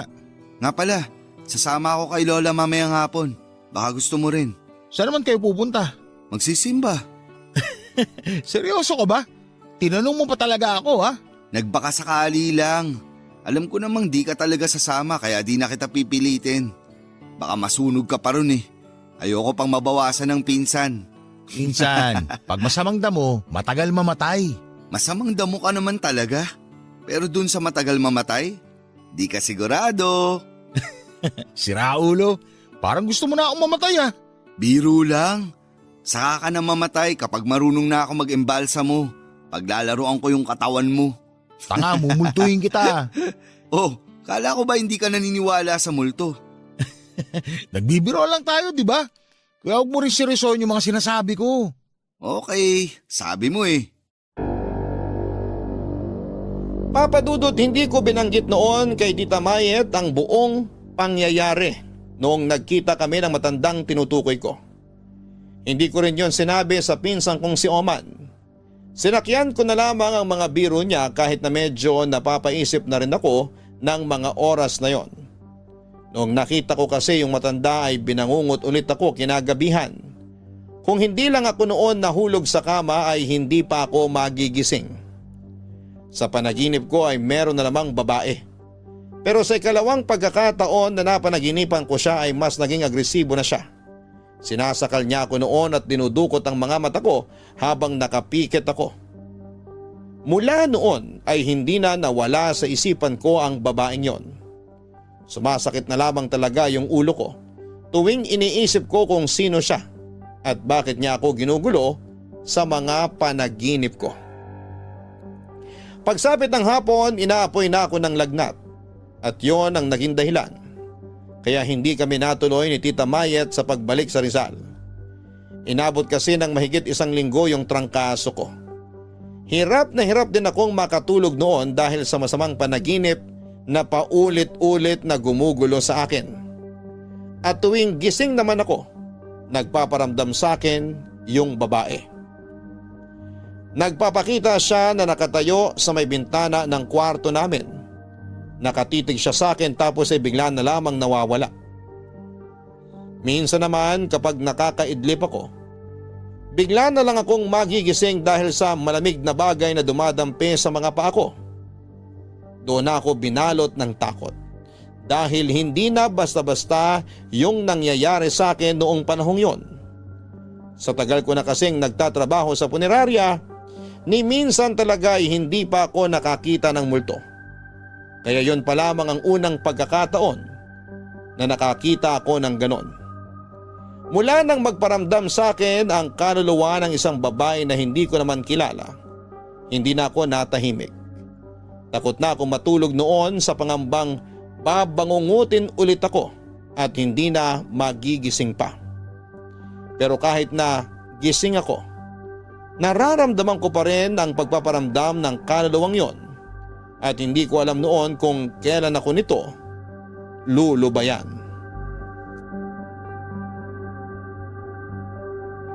Papadudot bukod sa masasamang panaginip, nakaranas na rin ako ng kababalaghan sa bahay ni Lola. Kung noon ay wala akong takot na lumalabas ng kwarto namin para kumuha ng inuming tubig sa kusina. Nang mga sandaling yon ay para na lamang akong nakapako sa aking kama. May pagkakataon kasi na habang nagsasalin ako ng tubig ay may malamig na dumapo sa balikat ko. At pagkatapos noon ay bigla na lang bumagsak yung hawak kong baso kahit na mahigpit ang pagkakahawak ko roon. Nagets ko na noon yung sinasabi ni Oma na parang may sumusunod sa kanya tuwing mag-isa lamang siya sa kusina. Nang gabing medyo buwaba na yung lagnat ko ay lumabas ulit ako ng kwarto para magtungo naman sa banyo. Iisa lang kasi ang banyong ginagamit namin sa bahay ni Lola at naroon pa yon sa may kusina. Hindi ko pa noon pinipihit yung doorknob pero bigla na lamang bumukas yung pinto na parang may nauna nang pumasok noon. Nagdalawang isip ako kung tutuloy pa ba ako o babalik na lamang sa kwarto. Pero dahil masama ng lagay ng tiyan ko ng mga sandaling yon, ay parang nilunok ko na lang lahat ng nararamdaman kong takot. Noong palabas na sana ako ng banyo ay bigla na lamang namatay yung ilaw. Madilim yung banyo at may kaunting liwanag lang na nanggagaling sa bintana. Noong tumingala ako para tingnan ang bintana ay may nakita akong bata. Purong puti ang mga mata at nakangiti na halos tatawa na. Pinigilan kong mapasigaw ng mga oras na yon pero ramdam ko na ang matinding takot. Dali-dali na lamang akong lumabas ng banyo at walang lingon-lingon na dumiretso sa kwarto namin ni Oman. Nang tignan ko yung pinsang ko ay napakahimbing pa rin ang tulog niya. Gusto ko sana siyang gisingin pero nahiya na ako noon dahil baka sabihin niya na nilalamo na ako ng kaduwagan. Papadudot, hindi pa roon natapos ang kababalaghang naranasan ko sa bahay ni Lola. May isang gabi pa na nagising ako na may babaeng nakaupo sa may paanan ng kamang kinahihigaan ko. Pero ang hindi ko noon makakalimutan ay yung napansin kong itim na marka sa lieg nito, Papadudot. Tol, anong nangyari? Bakit ka sumisigaw? May babae! May babae sa paanan ng kama ko, man! Nakita ko siya kanina! Ha? Uy, Tol, di magandang biro yan ha. Kinikilabutan ako. Hindi ako nagbibiro! Nakita ko kanina yung babae! May sugat siya sa leg tapos nakatingin siya sa akin! Ano? Seryoso ka ba? Siya rin yung babae nagpapakita sa panaginip ko na sumasakal sa akin at gusto akong patayin! Gagi, Tol. Nakakatakot na talaga yung mga sinasabi mo. Matagal mo na bang napapanaginipan yun? Oo! Mula nung bumisita tayo sa puntod ni Lolo. Naulit yun nung makita ko yung matanda sa may tabing ilog. Ha? Anong connect nun? Pambihira. Kung tatagal pa tayo rito, mauuna pa akong mabaliw kaysa sa'yo dahil sa mga nangyayari. Ano nangyari? May narinig akong sumigaw ah! Sino yon? Si Brando po, tita. May nakita raw siyang babae kanina sa may paanan ng kama niya tapos nakatitig sa kanya. Ano? Totoo ba yun, Brando? Totoo po, tita. Diyos ko! Bakit naman may magpapakita sa'yo rito? Sandali. Sinong naglagay nitong upuan sa paanan ng kama mo? Nandyan na po talaga yan nang magising kami kanina, tita. Hindi po kami ni Brando naglagay niyan dyan. Ano ba meron sa upuan na yan? Hindi kayo dapat naglalagay ng bakanting upuan sa tabi o kahit sa paanan ng kama habang natutulog. Masama yan! Bakit po masama? Hindi nyo dapat binibigyan ng pagkakataon ng demonyo na gambalain kayo lalo na sa pagtulog ninyo. Kailan ka pa nagsimulang makakita ng kaluluwa, Brando? Mula nung nanggaling tayo sa sementeryo. Tapos, nasundan pa yun nung nakita ko yung matandang sinasabi ko sa inyo. Ay, kailangan tong malaman ng lola mo. Tita, wag na. Baka kung ano na naman ipagawa sa akin ni Lola. Hanggang kailan mo ba paninindigan yung baluktot mong paniniwala? Ha? Kaya ka nagkakaganyan kasi kasalanan mo rin. Ngayon, paano ka namin tutulungan kung sarado pa rin yung utak mo? Tita, wag na po kayo magtalo. Pag-usapan nyo na lang po yan bukas. Mabuti pa nga. Sumasakit lang yung ulo ko dyan sa pinsan mo. Ay, bantayan mo na lang si Brando. Kapag binangungot uli, Dasalan mo para magbago ang isip niya kahit kaunti. Kung nakakatakot yung nangyari sa'yo, mas nakakatakot magalit si tita. Winokoutan na nga tayo eh. Nag-alala na sa'yo kanina. Naudlot pa dahil dyan sa pagmamatigas mo. Isa ka pa eh. Anong gusto mong gawin ko? Magdasal? Ano akala mo ron? Gamot na magpapawala nito nangyayari sa akin? Yan ka na naman eh. Siyempre kahit anong sabihin ko, mamasamain mo. Hirap mo naman ipagtanggol. Oh man, pinagtutulungan ako ni na lola tita. Huwag ka na makisali, pwede? Kapakanan mo lang din naman iniisip ko. May mga pangyayari kasi talaga na ang hirap-hirap ipaliwanag. Pero paano kung totoo yung sinabi ni tita? Baka nga masamang espiritu yung gumugulo sa'yo. Kaluluwa ng isang babae ang gumugulo sa akin. Hindi ko naman kilala kung sino yun. Hindi mo kilala? Eh bakit nagpapakita sa'yo? Mamaya, isa pala yun sa mga babaeng pinaiyak mo. Pinaiyak? Wala nga lumalapit sa akin. Hindi ko nga alam pero parang nandidiri yung mga babaeng pinupormahan ko kapag nalalaman nila kung ano trabaho ko. Baka naman natatakot. Nadidiri o natatakot, isa lang ang ibig sabihin nun. Ayaw nila sa akin. Pero nakakapagtaka talaga kung sino yung nagpaparamdam sa'yo. Hindi kaya may nagambala kang puntod nung pumunta tayo sa sementeryo? Papadudot na paisip ako sa tanong na yon ni Oman. Wala naman akong ibang puntod na binibisita maliban sa mga kamag-anak namin at sa mga magulang ko. Kung ang tinutukoy niya yung bakanting hukay na nakita ko ay wala namang nakalibing doon noong puntahan ko yon, marami akong hindi maintindihan. Marami akong mga tanong noon na gustong masagot pero pakiramdam ko ay wala naman talagang makakatulong sa akin. Tungkol naman sa pamahiing sinabi ni Tita Mayet, masama raw maglagay ng bakanting upuan sa tabi o sa paanan ng kama dahil may uupo raw na demonyo o masamang espiritu doon na maaaring dumalaw sa panaginip ng taong binabantayan nito. Minsan pa nga raw, ito rin ang nagiging sanhin ng sleep paralysis. Nakakatawa mang isipin na masama palang maglagay ng bakanting upuan sa tabi ng kama ay medyo napaisip din ako noon. Hindi lang kasi isang beses na nangyari ang masamang panaginip ko na gumugulo sa isipan ko. May isang pagkakataon pa na nagising ako na hindi ko maigalaw ang katawan ko. Pero alam kong gising ako noon.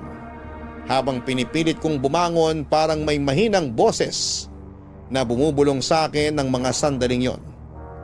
Hindi ko yon maintindihan pero kinilabutan ako. Lalo na noong naramdaman ko na parang hindi na ako nag-iisa sa kama. Ipinikit ko na lamang ang mga mata ko noon at nagpanggap na wala akong napapansin sa paligid ko. Kinaumagahan, laking pasasalamat ko na noong tuluyan na akong gumaling sa trangkaso. Pero kahit maayos na ang pakiramdam ko, ay hirap na hirap pa rin akong makatulog sa gabi. Gusto ko sanang umuwi sa Rizal pero ayaw akong paalisin ni Lola.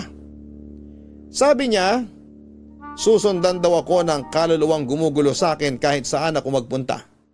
Dahil gusto ko nang matapos ang problema ko noon, nagdesisyon na akong sabihin na lamang kay Tita Mayet ang totoo.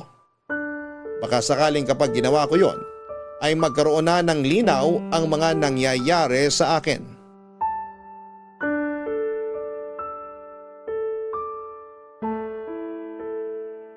Ano? Gusto mo nang bumalik sa Tanay? Gustong gusto ko nang umuwi, tita. Kailangan na rin ako sa trabaho ko. Paano tayo makakauwi kung ganyan yung nangyayari sa'yo? Ano ba talagang gusto niyong gawin ko? Hindi ko nga kayo maintindihan kung bakit ayaw niyo ako paalisin dito eh. Hindi niyo rin naman mapipigilan yung pagsunod ng kaluluwa sa akin, di ba? Pakiramdam ko nga, may hindi kayo sinasabi sa akin. Ikaw yung may hindi sinasabi sa akin, Brando. Anong sinasabi niyo? Alam ko na may ginawa kang kalokohan kaya nangyayari sa'yo yan. Ngayon pa lang, magsabi ka na ng totoo. Wala akong ginawa, tita. Ay sige, magsinungaling ka pa. Ay, sige na, sasabihin ko na. Nung pumunta tayo sa sementeryo, may nakita ako sa tabi ng isang puntod. Anong nakita mo? May nakita akong kwintas doon sa may puntod. Tapos inuwi ko. Ano? Matutuyuan ako ng dugo sa iyong bata ka! Pasensya na kung ngayon ko lang nasabi yung tukol sa kwintas. Alam ko naman kasi kung ano magiging reaksyon yun ni Lola. Ano ka ba naman? Hindi ka na bata para magtago pa ng ganyang kalokohan! Gusto kong makita yung kwintas. Kailangan mo yung ibalik sa pinagkunan mo. Hindi ka dapat kumukuha ng gamit ng isang taong patay na. Nandun lang naman sa gilid ng puntod yung kwintas eh. Pwedeng minakaiwan lang nun. Kaya hindi natin masasabi na nakalibing yung kwintas kasama nung bangkay. Mangangatwirang ka pa talaga? Nasaan yung kwintas na kinuha mo? Akin na! Sandali lang tita. Kukunin ko lang sa bulsa ko. Gusto ko talaga ipakita sa inyo to eh. Eto po. Sus Mariosep! Sa puntod mo ba nakuha ito? Sabi ko nga po, nasa may gilid lang. Puro lupa pa nga yun nung nakita ko. Nilinisan ko lang. Imposible! Ano pong imposible? Kay Katrina tong kwintas na to. At sa pagkakaalala ko, isinama lahat ng mga gamit niya noong inilibing siya. Walang itinira kahit isa. Ha? Lahat ng gamit niya isinama sa libing? Parang hindi naman kapanipaniwala yun. Pero teka, paano nyo nalaman na yung Katrina yung may-ari ng kwintas na yan, tita? Sa pagkakasabi nyo kasi, parang sigurado na kayo eh. Hindi ko makakalimutan tong kwintas na to. Dahil nakita ko to, nasuot niya nung araw bago siya mamatay. Bakit ba siya namatay? Sa reaksyon nyo, parang masyado masalimot yung pagkawala niya. Parang takot na takot kayo. Dahil hindi basta-basta yung naging pagkamatay ni Katrina. Nagpakamatay siya. Nagbigti siya. Suot itong kwintas na to. Ha? Seryoso ba kayo? At bakit naman ako magbibiro sa ganitong bagay, ha? Hindi mo dapat kinuha ito. Kailangan maibalik sa puntod ni Katrina itong kwintas. Pero paano yan napunta sa ibabaw ng puntod kung isinama yan sa libing? Posibleng may nagtabi ng kwintas na to at ibinaon lang sa gilid ng puntod niya. Tapos naulanan kaya lumitaw yung kwintas? Ayos ah. Ako pa talaga yung unang nakakita. Hindi mo to kukunin kung hindi naglikot ang utak mo doon sa bakanting hukay kung saan unang inilibing yung bangkay niya. Teka nga tita, sino ba kasi yung Katrina na yun? Anong koneksyon niya sa pamilya natin? Kamag-anak ba natin siya? Hindi natin siya kamag-anak. Pero malaki yung koneksyon niya sa pamilya natin. Lalo na sa tatay mo.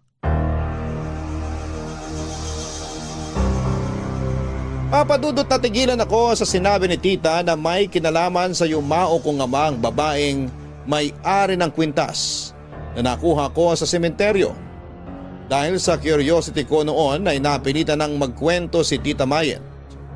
Doon ko lang nalaman na yung Katrina palang tinutukoy niya ang unang asawa ng tatay ko. Noong hiwalayan niya ito para panagutan ng nanay ko ay hindi raw nito natanggap yon at nagpa siyang magpatiwakal na lamang. Tungkol naman sa kwintas na nakuha ko sa may puntod nito, tatay ko raw ang nagregalo noon sa una niyang asawa. Doon ko lang lubos na naunawaan kung bakit sa akin nagpapakita ang kaluluwa ni Katrina. Sa unang pagkakataon ay naniwala ako sa mga pamahiin ni tita. Pinalik ko ang kwintas kung saan ko ito mismo nakuha. Ibinaong ko yon sa lupa at medyo nilaliman yung hukay para wala nang iba pang makakuha. Humingi na rin ako ng paumanhin sa puntod ni Katrina. Parang nabunutan ako ng tinik matapos kong ibalik ang kwintas sa pinagkunang ko nito. Hindi naman kasi talaga yon para sa akin, para itago ko pa at hindi sabihin kina Tita Mayet na ako ang nakakuha. Papadudot, nagbabalak na kaming bumalik noon sa Rizal sa pag-aakalang maayos na ang lahat. Akala ko kasi kapag naibalik ko na yung kwintas ay hindi na muli pang magpapakita at manggugulo sa akin ang kaluluwa ng unang asawa ng tatay ko. Pero hindi ganoon ang nangyari. O mas tama sigurong sabihin na mas malala pa yung nangyari matapos kong ibalik yung kwintas sa puntod. Kung nung una ay kaluluwa lamang ni Katrina ang nakikita at nagiging laman ng panaginip ko, nagtaka ko nung may isa pang kaluluwa na nagpaparamdam sa akin. Isang batang babae at doon lang ito nagpaparamdam sa bahay ni Lola. Naalala ko noong nakaranas ako ng kababalaghan sa banyo. Yung batang nakita ko ay pareho sa kaluluwang gumugulo noon sa akin. Kaya naman tuwing gabi ay hindi na kami naghihiwalay pa ng higaan ni Oman. Magkatabi na lamang kami sa kama ko para wala nang matirang espasyo. Inalis na rin namin yung bakanting upuan sa kwarto at nilagyan naman ng mga unan yung kama ni Oman. Pero isang araw, pagsapit ng hating gabi, pareho kaming nalimpungatan nung bigla na lamang bumukas yung pinto ng kwarto namin. Dahan-dahan lang yon at sinundan pa ng mahihinang mga yabag na parang may batang naglalakad. Dahil nakatalukbong kami ng kumot ay hindi namin nakikita kung ano ba talaga ang tila pumasok sa kwarto namin, Papa Dudut. Pero kahit na anong tago namin at pagpapatay mali siya sa nangyayaring kababalaghan sa bahay ni Lola, sinubukan pa rin ito ang tapang naming dalawa. Napabalikwas na lamang kami noong may humila sa kumot na tumataklob sa amin. Kasunod noon, may malamig kaming naramdaman sa talampakan na parabang may humawak doon at sinundan pa yon ng paglalangit-ngit ng kama kahit na hindi naman kami gumagalaw ng mga sandaling yon. Kinabukasan ay nagmamadali na ako mag-impake ng mga gamit sa kagustuhang lisanin na ang bahay ni Lola.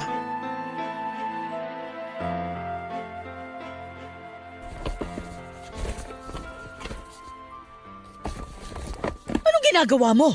Bakit nag-e-empake ka na ng mga gamit? Tita, babalik na po ako sa Rizal. Gusto ko na umuwi. Gusto mong umalis? Sige, bahala ka sa buhay mo. Pero kapag may nangyari ulit sa'yo, wala ka ng tulong na makukuha mula sa amin. Binagawa ba kayo para matigil yung nangyayari sa akin? Wala naman, di ba? Kasi nagmamatigas ka pa rin hanggang ngayon. Kahit pa bendisyonan pa namin tong buong bahay, wala pa rin mangyayari kung ikaw mismo yung umaakit sa masamang espiritu. Tinuksan mo yung pinto para sa kanila. Ano ba akala nyo?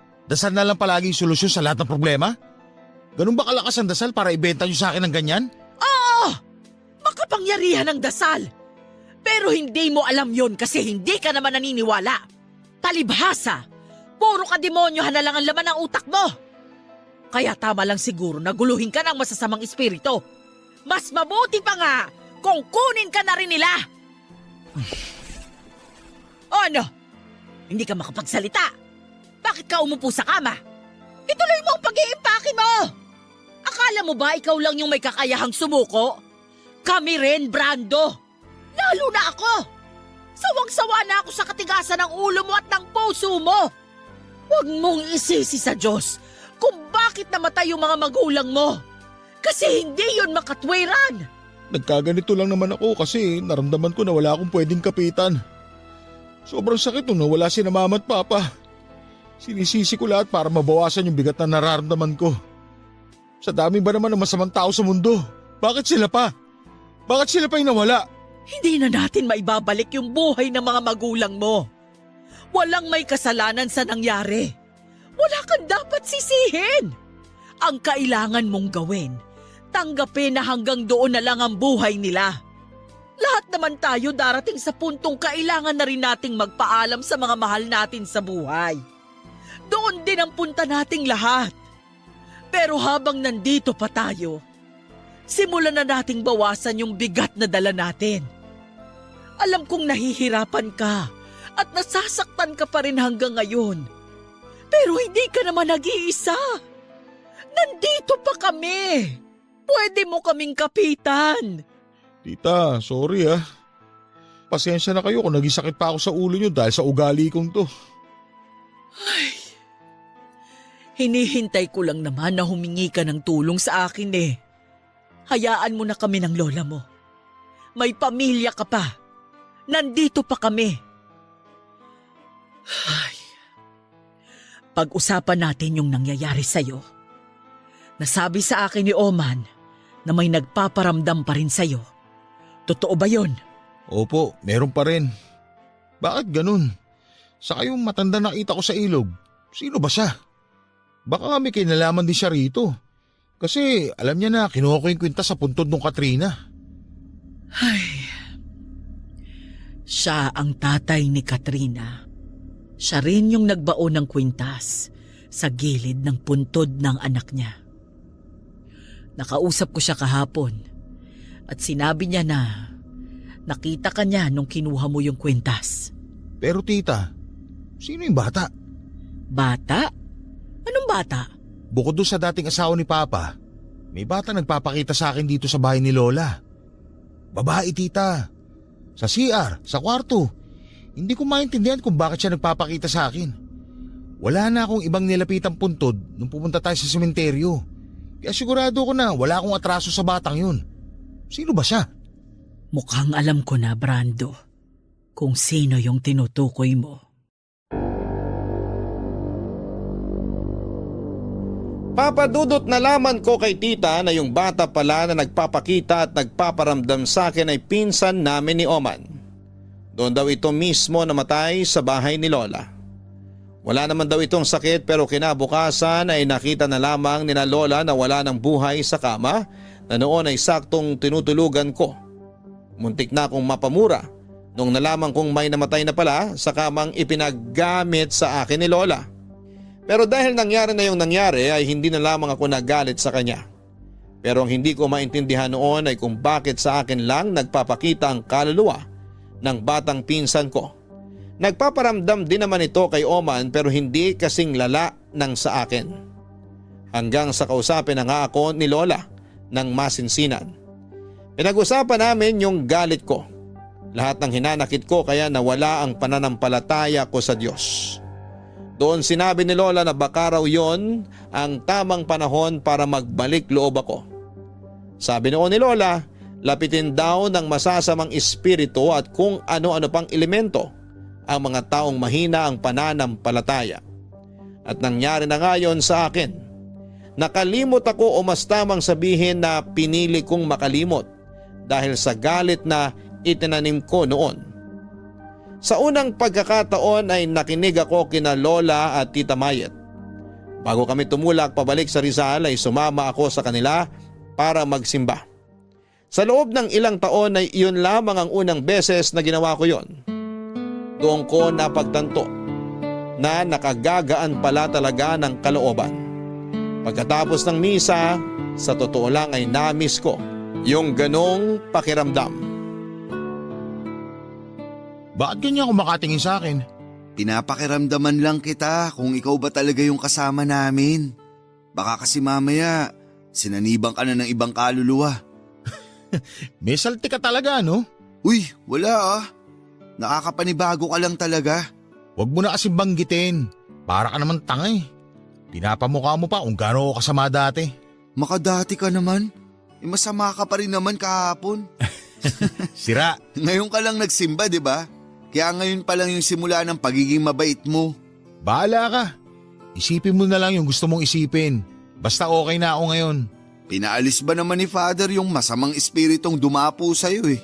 Kapag narinig ka ni tita, yari ka ron. Kalalabas lang ng simbahan eh. Gumagawa ka na naman ng kasalanan. Sorry naman. Natutuwa lang kasi ako. Tsaka hindi pa rin makapaniwala na nakakasama ka na namin sa pagsimba. Tagal din nun ha. Bigat eh, malala ngayon si Satanas. Dami mong alam. Nasaan na ba si na tita?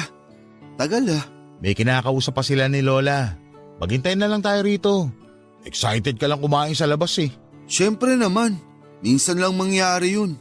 Umay na kaya ako sa mga pagkain sa kantin dun sa pinagtatrabahuan namin. Magkakapakpak at buntot na kami ron kakakarne. Sosyal nyo nga eh. Pakarne-karne na lang. Samantalang ako, nagbabaon lang ng dilata. Minsan lang ako bumili ng lutong ulam. May karinderya ba malapit sa punerarya? Oo, meron sa tapat. Talaga? Alam ko yung iniisip mo. Hindi naman totoo na sa punerarya sila kumukuha ng niluluto nila. Ano yung mga yun? Cannibal? May nabasa kasi akong ganun eh. Kaya tuwing kumakain ako sa mga karinderya, tinitingnan ko muna kung may malapit na punerarya. Running ka lang. Mas alalahanin mo kung malinis yung mga pagkain na bibili mo. Pero tol, may tanong ako.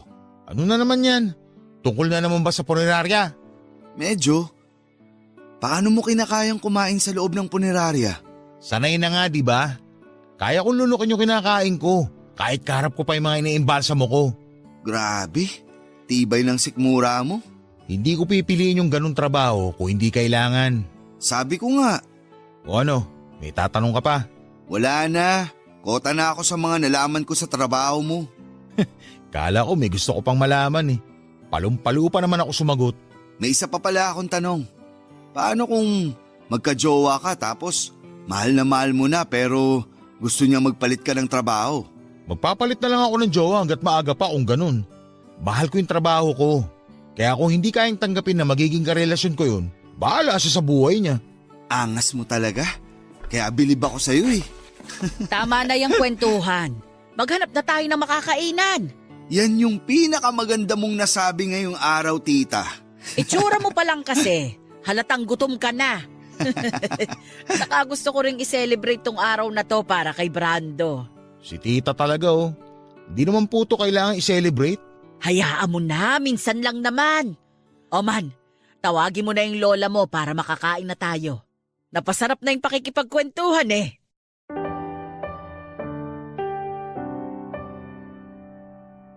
Papadudot, kung hindi pa ako noon nakaranas ng kababalaghan ay hindi pa manunumbalik ang pananampalataya ko sa Diyos. Nakakatakot pala talaga kapag pinaglaruan ka ng kadiliman. Kaya naman mula noong araw na yon, hindi man ako palaging nakakasimba ay hindi naman ako nakakalimot na magdasal. Pinabindisyonan ni Lola ang bahay niya para wala ng kaluluwa pang gumambala roon. At bago kami bumalik ni Tita sa Rizal, dumaan muna kami sa sementeryo para magpaalam sa puntod ng mga magulang ko. Nang makauwi kami ay napakagaan na ng kalooban ko. Para kong nabunutan ng tinik sa dibdib dahil sa mga nangyari. Pero aaminin ko na hindi ko talaga makakalimutan yung nangyari sa akin noong umuwi kami sa Quezon Province.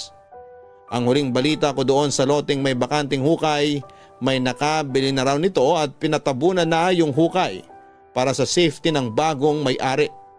Pinagiba daw yung bahay doon at pinatayuan ng bago, sa kanila pinabindisyonan. Sa ngayon ay patuloy pa rin ako nagtatrabaho sa punerarya, pero hindi na ako kagaya ng dati na laging kontra sa mga paniniwala ni tita. Nagkakasundo na kaming dalawa at parang anak na rin talaga ang turing niya sa akin. Kaya naramdaman ko na meron naman pala akong maituturing na pamilya. Hanggang dito na lamang po ang kwento ko at sana po kahit papaano ay nakapaghatid ito ng aral sa mga nakikinig ngayon. Maraming salamat po sa pagbabahagi ng kwento ko, Papa Dudut, at sa lahat po ng mga bumubuo ng Barangay LS. God bless po sa inyong lahat. Ang inyong forever kapuso at kabarangay, Brando. Mga kabarangay, ang takot na nararanasan natin sa buhay ay dapat na hinaharap at hindi tinatakasan. Minsan naman, may galit tayo sa puso na kinikimkim natin ng matagal na mas nagpapabigat sa ating buhay kahit ano pang gawin natin para mapagaan ito. Pagpapatawad at pagtanggap. Yan ang natutunan ng ating sender ngayong araw. At nang tuluyan na niyang natanggap na wala na ang kanyang mga magulang at walang may kasalanan sa pagkawala nila, nanumbalik na rin ang kanyang pananampalataya na napakahalaga ngayon. Lalo na't maraming tukso sa paligid na maaaring mag-udyok sa atin na gumawa ng masama. Hanggang sa muli, ako po ang inyong si Papa Dudut sa mga kwento ng pag-ibig, buhay at pag-asa sa Barangay Love Stories number 1. Sabay-sabay nating pakinggan ang iyong kwento ng pag-ibig, buhay at pag-asa. Ipadala lang sa barangaylovestories@yahoo.com. Nagustuhan ng iyong napakinggan? Ituloy yan via live stream sa www.gmanetwork.com/radio.